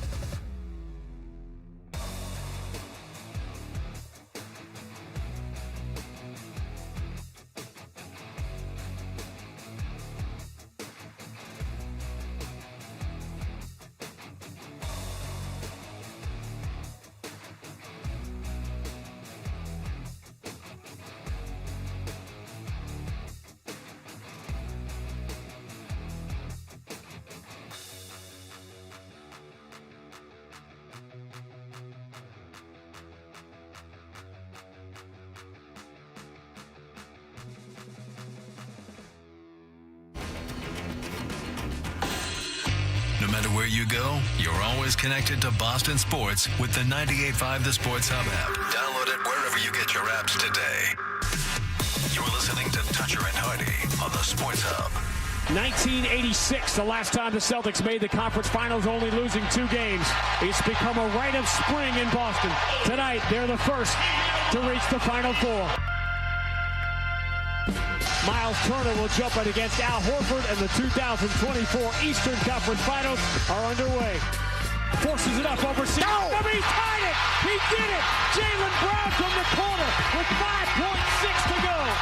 Pump fake, kick out, open. Tatum steps to his left, 3 in the air. Got it! Big boy step up at the right time, man. Oh, Tatum, yes, yes, yes. How fitting would this be for Jaylen to finish his perfect night with a 3? Woo-hoo! Man. And Jaylen drops 40 in game 2. Celtics turn it over. Nembhard, quick bag to late Siakam, two-hand slam. Celtics get a run out of the gym here on the road in game 3. Kick out, Derek White. Good look at a 3. Got it! Dribble handoff, Jaylen Brown turns the corner. Oh! Throws it down violently on Turner. A brutal right-hand slam. Tatum open, watch the straightaway 3. Got it! 3-point game. Holiday attacks the paint, rises, scoops, scores, and the foul. Kane Corso, you dealing with a rock beast. Nothing iller, this is Godzilla Unleashed. Kane RT. You don't want Talk about playing defense. Kane Corso, you dealing with a rock beast. Nothing iller, this is Godzilla Unleashed. Hope rap, Alfred and Green. Game of Ray, Grandma Banner here for the team. Scoops it up, blocked by Jaylen Brown. Derek White for 3. Got it! Derek White from the right corner has given Boston a 105-102 lead. I put the ketchup on the French fries. Wow. And people ask me why I didn't take the TV job. Wow. That's right. So much came out. That's a collaboration between our friend Esoteric 7L and Mike Lockhart. Thank you to all three for the wonderful montage. Here we are on Toucher and Hardy, brought to you by FanDuel Sportsbook. Make every moment more with FanDuel, and watch us on YouTube. For the love of God, watch us on YouTube. Search 98.5 The Sports Hub on YouTube and subscribe. Jared Weiss covers the Celtics for The Athletic. He joins us on the Volkswagen Dealers Expert Hotline. Jared Weiss, hello, sir. Thank you so much. Good morning. What a night. Yes, what a night indeed. Do you agree with Jaylen Brown being the MVP? Yeah. And, and the funny thing is, it kind of came down to the last minute. As the game was approaching its end, and, I don't think I really realized the Celtics were going to win it until Derek White hit that shot, because you just figured the Pacers were going to have their moment. Like, there was going to be something to come. And it was hard to tell who was MVP between Tatum and Brown, because they both were really, really good in the series, and they both had slightly different impacts. And Brown was just so crucial in carrying them offensively in a lot of these big moments. And then when he had the block and then he had the pass, I think that kind of made it clear. And so, yeah, he was the guy for it. He was passed over for All-NBA in the game after he went for 40-some-odd points. Do you think this meant a lot to him? Do you think that getting this MVP it means a lot to him? Yeah, that was the story I wrote for The Athletic, was how he finally got the award he truly deserved. And, he should have made All-NBA. And the irony is that it was probably over Tyrese Halliburton, who just didn't have a good second half to the season, while Brown was one of the best players in the NBA in the second half of the season. But what was really funny was he said after the game that the award he was most upset about was not making all defense. And I think it's funny because, one, that was like his mission statement all year, was I am an all defense defender and I'm going to prove it. And unfortunately for him, he already plays next to the 2 best perimeter defenders in the NBA, essentially. So you're not going to get a third guy on that team. And I don't think Brown was quite at that level this year, but he elevated his defense clearly to a different level. And, while he still makes some of the mistakes and he has some of the lapses, he also is incredibly impactful, incredibly versatile. And you saw in that game, he guarded pretty much everybody on the Pacers. Yep. and he made the big plays. And, that I think that kind of represents who he's become now. Jared, how do you look at this Eastern Conference Final Series? The Celtics won 3 close games in crunch time, but Indiana wasn't full speed. How do you look at this? So the Pacers got better without Tyrese Halliburton.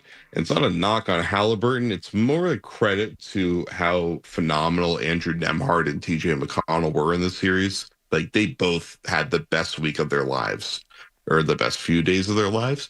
And that was something Joe Mazzulla kept warning about after the Halliburton injury. He was like, I swear to God, they're going to be the best version of themselves, and we cannot just expect them to roll over. And that's what happened.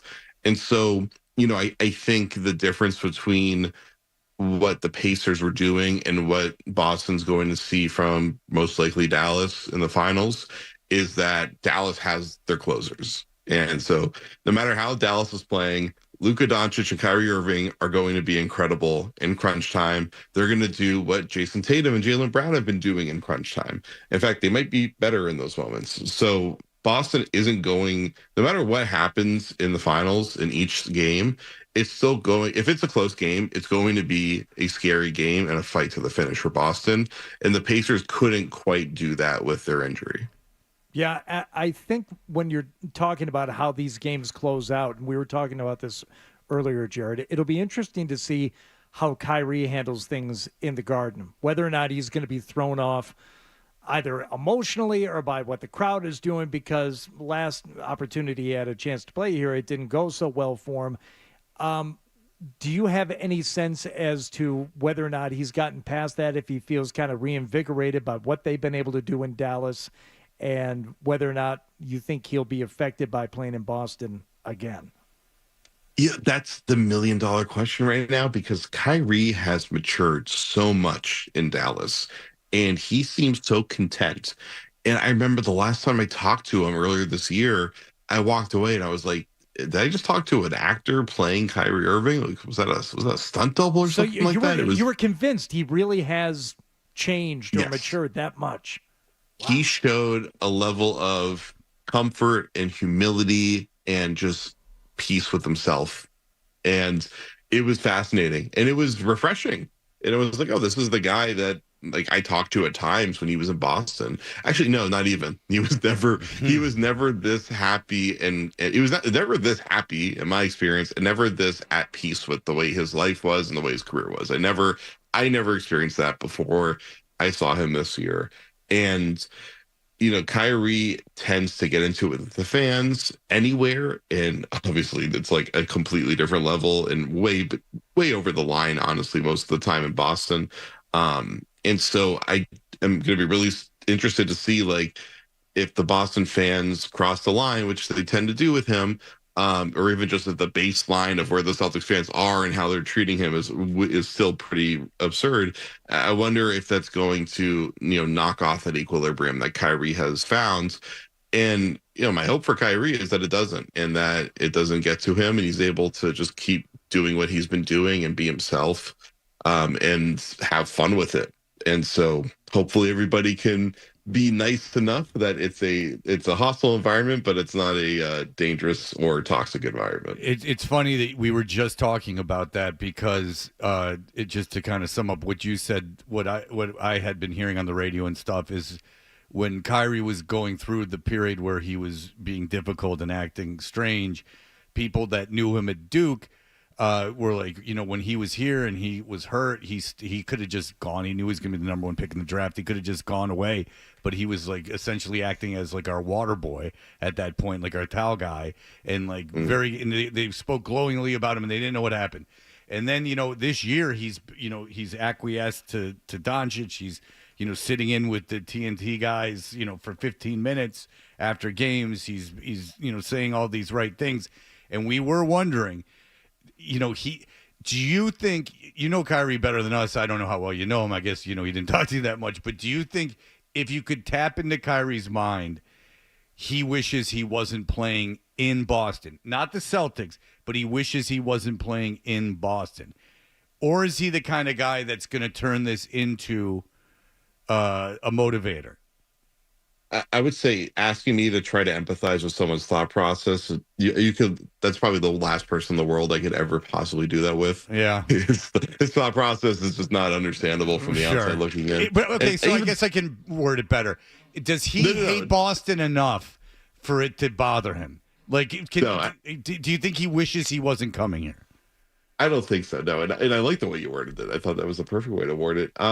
No, I think he probably is looking forward to the challenge. Also, for Kyrie, he's back in the finals after all these years where things didn't work out. Isn't it kind of like the perfect ending that he has to go back to the place where everything fell apart in order for him to get it? Like, this is just like with Kristaps Porzingis, he now has to go back to Dallas. Like, there's a chance that after everything fell apart for Porzingis in Dallas, he might clinch the NBA Finals in Dallas. Like, this is a fairy tale ending. This is like it's actually makes me think the script is real because this is way too on the nose for the script writers. How close was Porzingis to playing last night? And I assume he'll be ready for Game 1, correct? I would be shocked. I mean, it's been really tight-lipped. My sources are very tight-lipped on this stuff. I know that the Celtics were hoping he would be back in like 3 to 4 weeks, optimistically, when he got hurt, and it's been 4 weeks. And there's been multiple reports about him coming back really soon if the series kept going. It seems like Porzingis is probably there, and there's like a week and a half until the final starts. So, there's no way he's not playing at this point.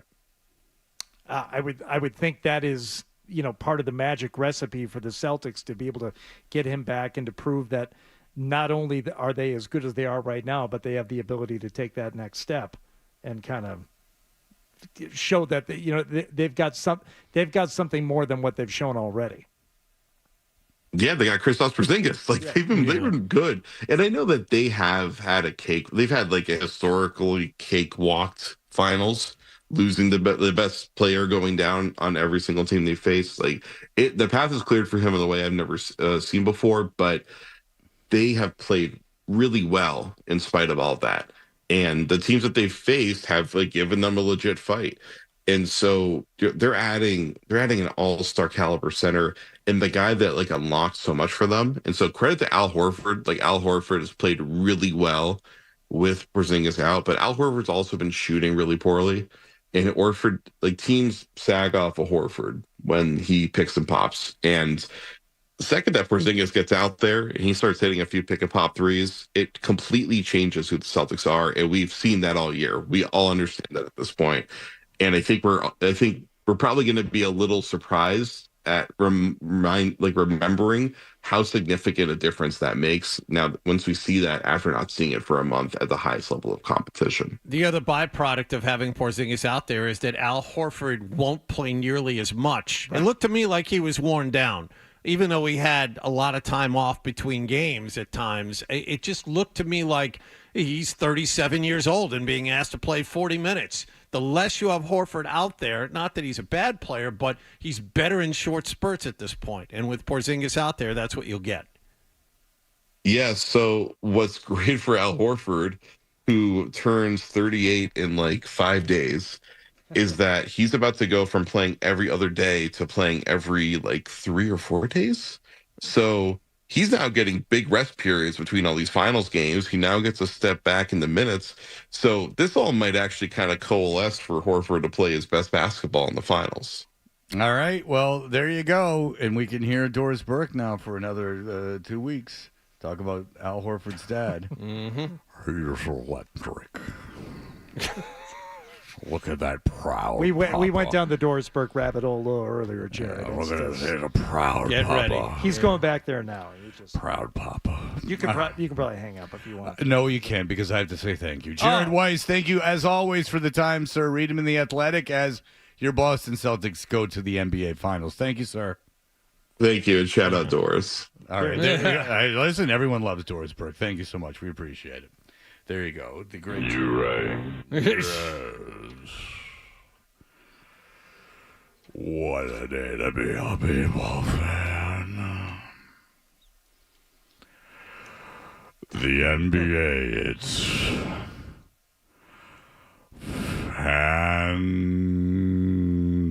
fantastic. I'd like you to get a little more in your essence. It's fantastic. I'm also wearing Invisalign. Okay. Which contributes. That's a problem, yeah. I'm a 49-year-old man with essentially braces. Very good. Well, if you had worn your retainers. All right. Well, it was COVID, and that all threw us all for a loop. Thank God I survived it. I mean, that's what when I look at my teeth, I just go, I made it, man. I made it. I mean, I made it. It was scary, but I made it. All right. We'll be back in just a moment. We'll have your emails and everything else. We have been so Celtics heavy. John has been aroused the whole show. It's been Celtics. Everyone loves the Celtics. It will be for the next week and a half until they play again. Not good. It's not good. 9 days off. 9 days. Okay, I was about to break, but this is bad for the NBA. Yes. No, Fred. Not good. No, Fred. The ratings will be just as good. No, they're not going to be. Nope. This is bad for the NBA. They're losing momentum. This is really bad.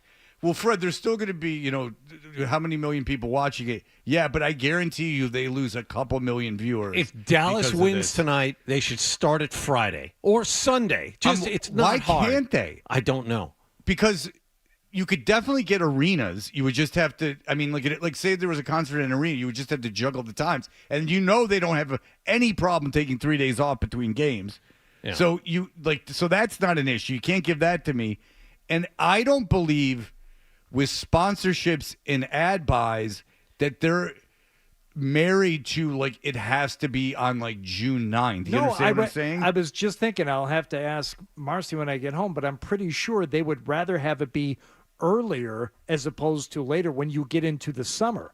Now's the time. I mean, people scatter and they start going places. And once they start, it's not every other day. It goes Thursday, Sunday, Wednesday. I mean, that's what I'm saying. So if there was, but we have to wait for it, and then we have to wait longer once the game starts. So but that's my point, John, is that if you're already going to stagger the schedule like that based on arena availability, then you could do it now, right?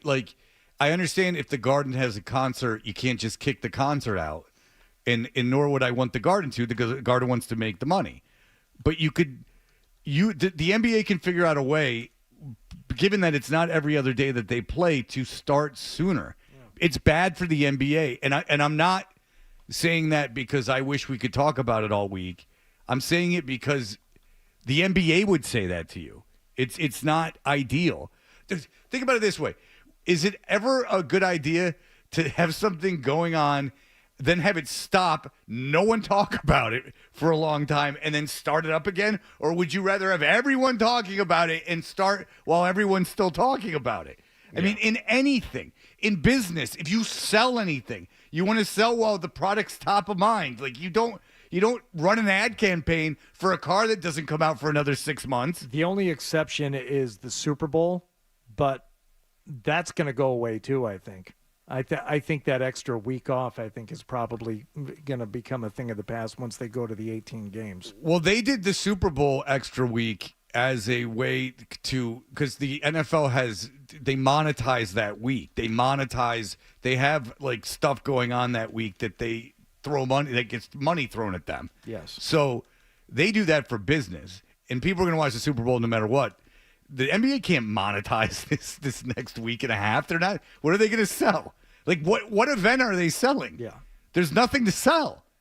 They're going to unveil new uniforms and have us look at that. And Dan brought up a good point. If there is something scheduled at the Garden, they already did a reschedule this postseason. But there isn't. That's the thing. I'm looking at the schedule right now. It's a big blank. There's nothing. I mean, other than the Celtics, there's nothing that you have to move. Yeah, and even if there was, they moved Tim McGraw from a Friday night to a Wednesday night. They did that. Yeah, 2 I know, weeks ago. they only did that because he's white. They wouldn't have done that to I don't know, New Edition. But even if you didn't move things, I mean, you could still do it. So not good news for the NBA, not good news for us, not good for the listener. Now I'm just going to have to think of new things to do that are bad. All right. We'll no. That's right, Tom Wilkins' cousin. It is true.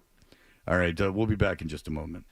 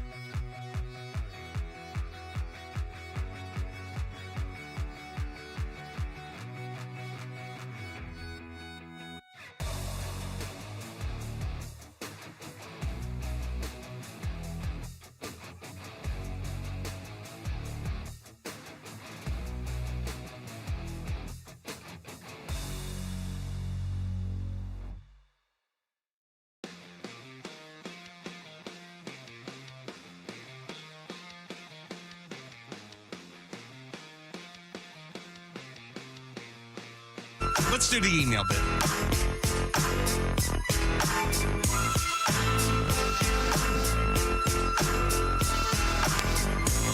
Oh, it is the email bit. Everyone can email Hardy at 985thesportshub.com, TOUCHER at 985thesportshub.com. I went on John, what is it for you, John? It's John at 98.5 The Sports Hub. John without the H. Just say Jon. Mm-hmm. No. I don't like that without the H thing you just did. Cut that pot out. Cut that pot out. I went on an email replying binge Sunday morning, and you were CC'd on a lot of those, Fred. Did you notice that? Yeah. Yeah, I went nuts cleaning up the old inbox over the weekend. But this first one I have here, Fred, is not an email. It's just something I wanted to share with you before it got any further away from me. We had shared an email earlier, a great story about Bill Walton that was sent to me from a gentleman who had a band in Cambridge who invited Bill Walton to come to one of his shows. He was going to present him with what was essentially a fake award. This was from Russ, and Walton showed up anyway, and he accepted the award graciously and with humor, and that was fun. This one you're not going to like so much. I see that Jim Gray tweeted last night, "My heart is broken. Bill Walton was the best friend a guy could ever have." So not only is Jim Gray friends with Oprah and Tom, and his wife Stedman. is friends with Oprah and Stedman, Bill Walton was his best friend. He was loving, generous, kind, and so much fun. He loved his life, family, basketball, and people. He had time for everyone. Bill was a national treasure and brought joy to the world. May God rest his soul. You know, Jim Gray, the ultimate one, was there's this book. Judd Apatow went into Gary Shandling's house and got like all his journals and tapes and like meticulously went through all of them. And he made a documentary in a book called The Tao of Gary. And he, in the middle of it, is so Gary Shandling would have these basketball games at his house. He had recorded his house, and there were these famous basketball games. And in the center of the book, there's a centerfold of the people getting a picture taken after they played in this celebrity game. So it's all the people in Hollywood, a bunch of comedians. Sarah Silverman's in there. And who's in there on one knee but Jimmy Gray? Oh, Jesus. All right. Jim Gray getting himself in another situation. Jim Gray, barnacle off of someone else's He's boat. got that pass to everywhere. How does he get that pass to everywhere? I don't understand. It's across all sports, too. I mean, you see him in boxing rings. How does he get that pass to everywhere? I don't know. He doesn't seem like a terribly interesting fellow. Ryan said, John more like yawn. Boom, roasted. See, that's not nice to say that to Wallach. That's mean. Yeah. Not as mean as that guy for Fred, but it was mean. Well, are you going to pee on my grave? Fred's Doris Burke sounds exactly like Will Ferrell's Harry Carey. That, I will say, is not true. Not true. Not close. I will admit when something sounds like something else. Derivative. Is derivative of something else, which is often what I do. But I got to tell you. Oh, here's that Doris Burke is not the Will Ferrell impression. Go ahead. Here's an idea. Doris Burke stuff is off the charts funny. I think a Doris Burke sparked read would increase Dunkin' sales at least 10%. Oh, I like that idea. Yeah, we didn't think of that. We didn't talk about Spark this morning though. Yeah, we didn't. Why is that? What'd you do wrong? I didn't do nothing.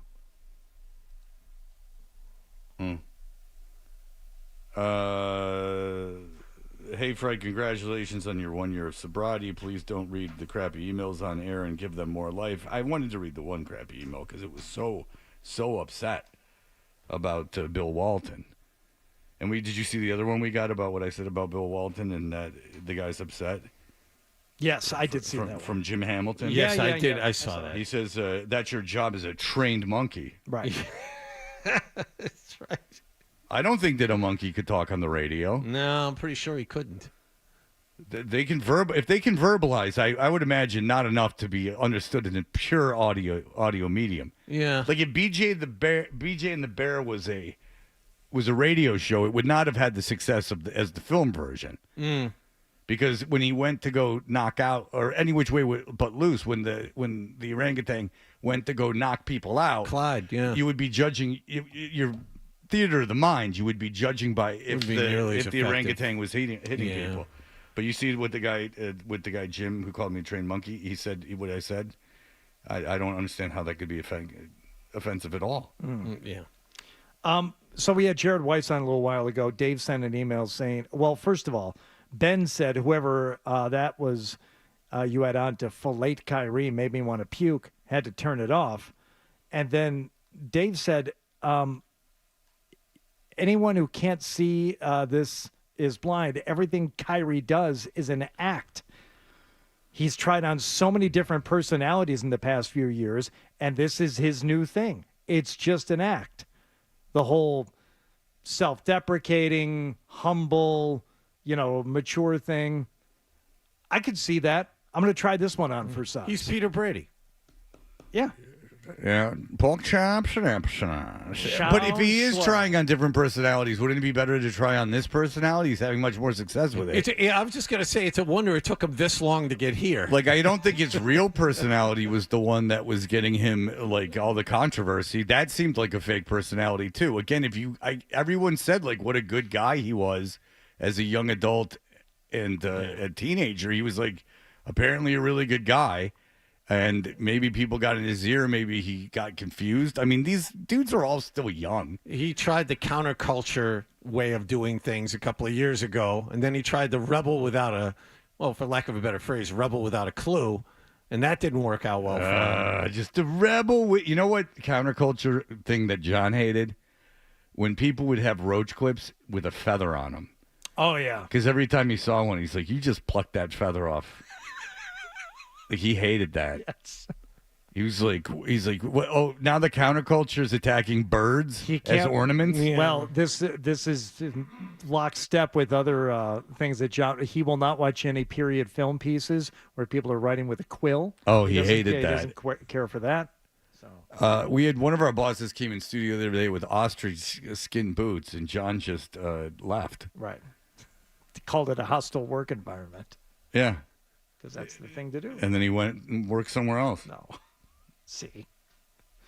Our guy Zach, who's helped us out with some stuff here on the show before, Zach said that I figure I'd send him some appropriate insults to use against Kyrie so that now no lines are crossed in a derogatory way. Right, because if you say something racial, then then you're ruining it for everyone. Right. Because then there's no defense of it, and then no matter what happens, it's just Boston is a racist place and you've aided to that narrative because you did something racist. Go ahead. So he says, how about this? Hey, Kyrie, you stink.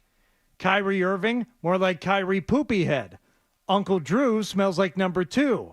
And then to the tune of Billie Jean, Kyrie Irving is a Mavericks player. He's not on my team, therefore I dislike him. He was more like single zero. So you can try that. I do not want him to win. If I'm Milliken's cousin, I am saying no. Don't use my version, my parody of Billie Jean for anything other than to prop people up. It's not a song to put people down. Yeah. You feeling me, Milliken's cousin? You feeling me? Yeah, he's not. Celtics will dance on the floor in the finals. He loves that gold chain. He's got a big old gold chain right around his neck, right on front of his T-shirt. He says, this T-shirt, I'm not putting the gold chain under it. I'm putting it on top of it. People know I have a little bit of money. I have gold chain money.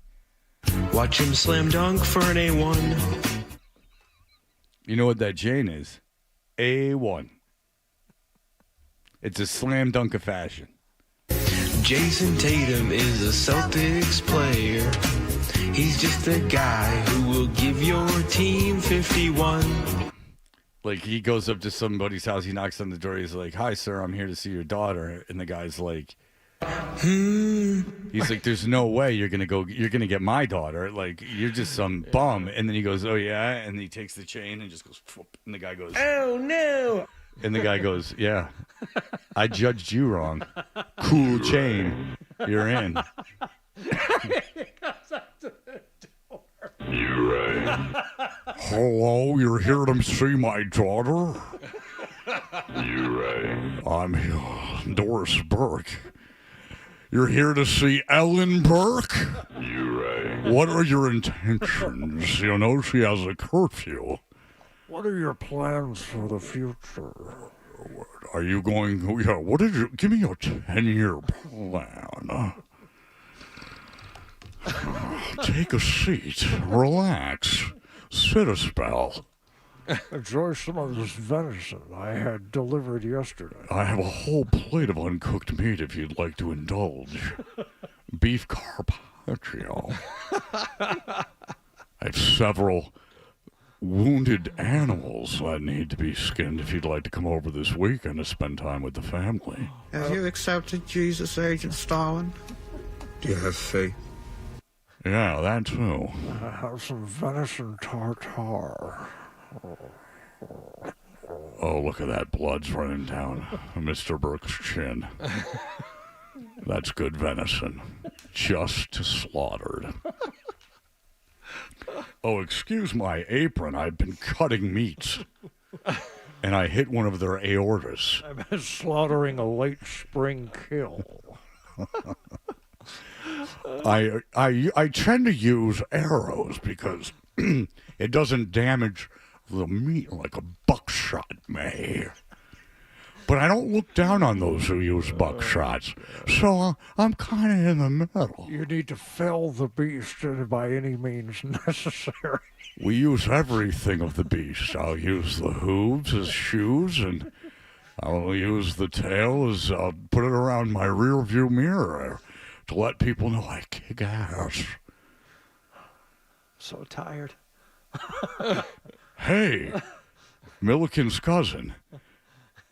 Are you a fan of the group Manowar? I was just listening to their compact disc.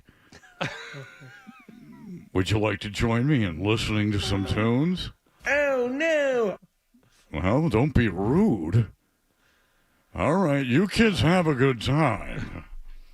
I'll be out here cutting against the grain on the bone. All right, we'll be back. I have a list for you guys. Everyone loves lists. Okay. And I have one for you to Okay. give you. We'll do it in just a moment. Sports Hub headlines. The Celtics completed a 4-game sweep of Indiana in the Eastern Conference Finals last night, 105-102 in Indianapolis last night. Jaylen Brown, 29 points. He was voted series MVP. Derek White's corner three with 45 seconds left was the game-winning shot. And the Celtics are through to the NBA Finals for the second time in 3 years. They'll host either Minnesota or Dallas in game one of the best of seven a week from Thursday. The Timberwolves play in Dallas tonight, down 3-0.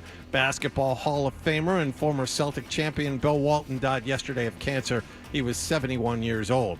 At the Stanley Cup playoffs, Dallas leads the Western Conference Finals 2-1 after a 5-3 win in Edmonton last night. The Rangers, meanwhile, play in Florida this evening, leading the Panthers 2-1. And the Red Sox lost to Baltimore yesterday, 11-3 at Camden Yards. Brian Bale will pitch against the Orioles tonight. Sports Hub headlines are brought to you by Safety Insurance, providing comprehensive coverage for your auto, home, and business. Ask your independent agent about safety. I'm John Wallach of Boston's Home for Sports, 98.5 The Sports Hub. Your next update at 10 o'clock. If you've got the app, you've got Toucher and Hardy to wake you up no matter where you are. Or who may or may not have been to jail. Get the app. The 98.5 The Sports Hub app.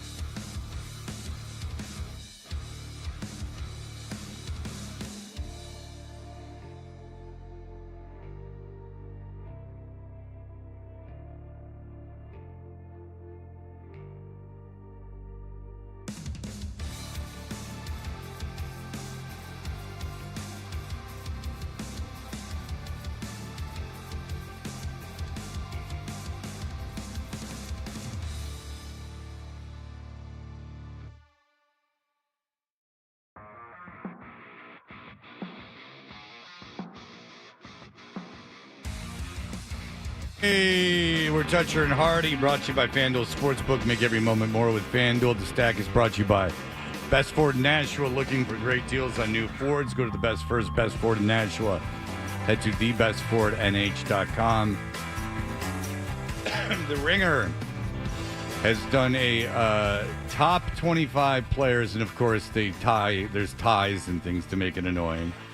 In the NBA, players 25 or under. Okay. They're judged on current performance, future performance gets the people going, charisma and marketability. That means intangibles and foundational qualities. Can you build a franchise around the player? Would anyone care to guess what is going on this list? There are names of players I've never heard of, and they're fairly high. So I'm leaving it to you two, who I am leaning on for your basketball acumen. You tell me, who do you got? 25 or under. I think Luka and Shai Gilgeous-Alexander are both 25. You are absolutely correct, and I can tell you right now, Luka is number 4, and Shai Gilgeous-Alexander is number 3. Are they basing this on everything or just on their playing ability? I just said what it was based on. So marketability. Okay, so Wembanyama is number 1. Wembanyama is number 1. Yeah. So you have 4 of the top 5.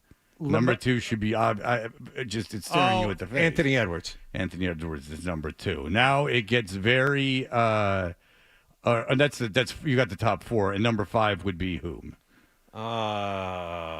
He's Halliburton. He's 24 years old. Tyrese Maxey is number 6 at 23 years old, and then it gets a little more obscure. There are some well-known names, including some former stars.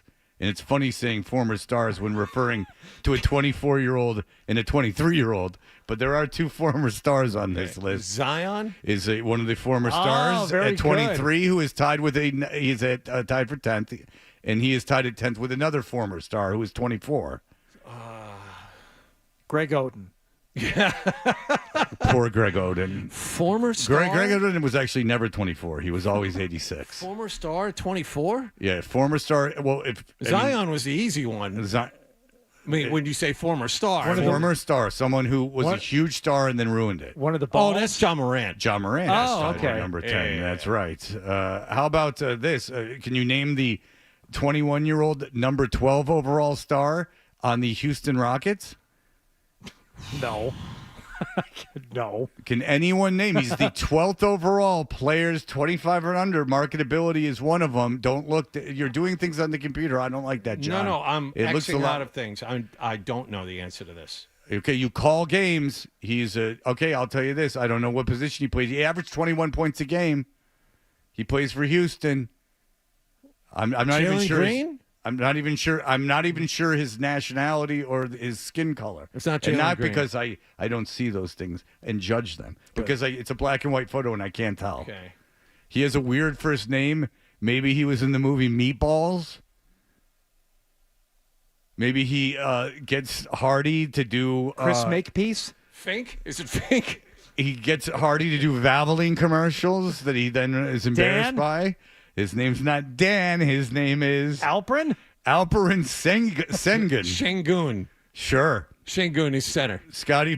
Yeah. Now you know. Now I know. Scotty Barnes is at 13. Well, John, I still don't know. Okay. I still don't know who it is. Cade Cunningham is at 14. Trae Young is tied for 15, along with Evan Mobley. One of the balls has to be in there. A ball. The LaMelo is the only one still playing, so he is on there. Brandon Miller from whatever Buzz City is. Charlotte. Okay. He was the second overall pick behind Wembanyama. All right. Orlando has 2 players on this list, and they are Banchero, and is it Suggs is the other one? Or it's Franz Wagner? Yes. Jared Jackson Jr. is still only 24, which is amazing. LaMelo Ball is 20. Okay, there's another player on the Atlanta Hawks who is at 22-year-old 20. He's at 21 on this list. He averaged 16 points, 8.7 rebounds, 3.6 assists a game. Is it Jackson? Jalen Jackson? Jalen Johnson. Sorry. So you sounded dumb. There's another Houston Rocket on it, age 22. Is that Jalen Green? That is Jalen Green. Yeah. And then here's another guy on the Grizzlies, 25-year-old, 23.7 points a game. I have no idea. He's on No the clue. Memphis Grizzlies. No, I know. I no idea. His last name is that of a villain. A villain, a Batman villain. His last name is a Batman villain. Desmond Bain. Correct. Darius Garland is 24. I was trying to I have think a of- signed ball by him. Why isn't he higher? And Houston with their third Poison top Ivy? 25. Poison Ivy. Houston Rockets have 5 of the Whiplash. Snidely Whiplash. Houston has 3 of the top 5 25 under 25. Number 25 is That was a pretty good poll, admit it. Oh, what we was the don't- question again? Sorry. look at Captain sell himself. Like look at this is exactly how you do comedy is you sit around like joshing about your joke while something else is going on. Sorry, Fred. What's the question again? All right. I mean, when you're not stepping on them, you're just stepping on factual statements so you can let everyone know you told a joke. What was the joke? Tell me the joke. I missed it. No, I missed it. It's not. No. It was funny enough for this. Tell me the joke. I missed it. I think he was still laughing at my joke. When Nobody said it was a good poll. You have to admit it. So he's talking about something he said. No, you asked for a Batman villain, and I said, whose last name is Poison Ivy? It wasn't even that good of a joke. No, but John, then you said something that you were laughing at yourself. I said Snidely Whiplash. That's all. My God, Fred. Jesus. He's just chuckling. He sat there laughing. I thought fake laughing was over. How dare you? Jabari Smith Jr., if you must know. Oh, thank God. Okay. Okay, we got If you must know. No. Thank you. Jabari Smith Jr. Thank you for completing that. I appreciate it. Can I share with you one stack story here that needs to be addressed today? I don't know briefly? if we can get over it. John, if he's ever over that hysterical joke he told. Jesus. A lovely theater in Beverly, Mass, known as the Cabot, tried to do an evening with Richard Dreyfuss and a Jaws screening, and it went very, very poorly. Dreyfuss apparently went out on stage wearing a dress and then started making remarks about transgender and Barbara Streisand to the point where people just walked out before they even showed the movie. Okay, so I don't know what he said, but he was on Bill Maher's super cool podcast, Club Random, where Bill Maher smokes weed. Oh, yeah, that's cool. I mean, it's awesome. I mean, what a counterculture rebel. And Richard Dreyfuss is on it, and I just saw a comedian talking about it, and Richard Dreyfuss is sliding off the chair and ends up like on the ground at some point during their interview. So I don't think Richard Dreyfuss might be altogether there mentally, is my guess. No, and he's made comments about other like co-stars in the past, like Bill Murray, how he was such a jerk. But Richard Dreyfuss might be a huge dick. I didn't know. Dick Dreyfuss. And then, you know, he was in that wonderful movie about the joke John told.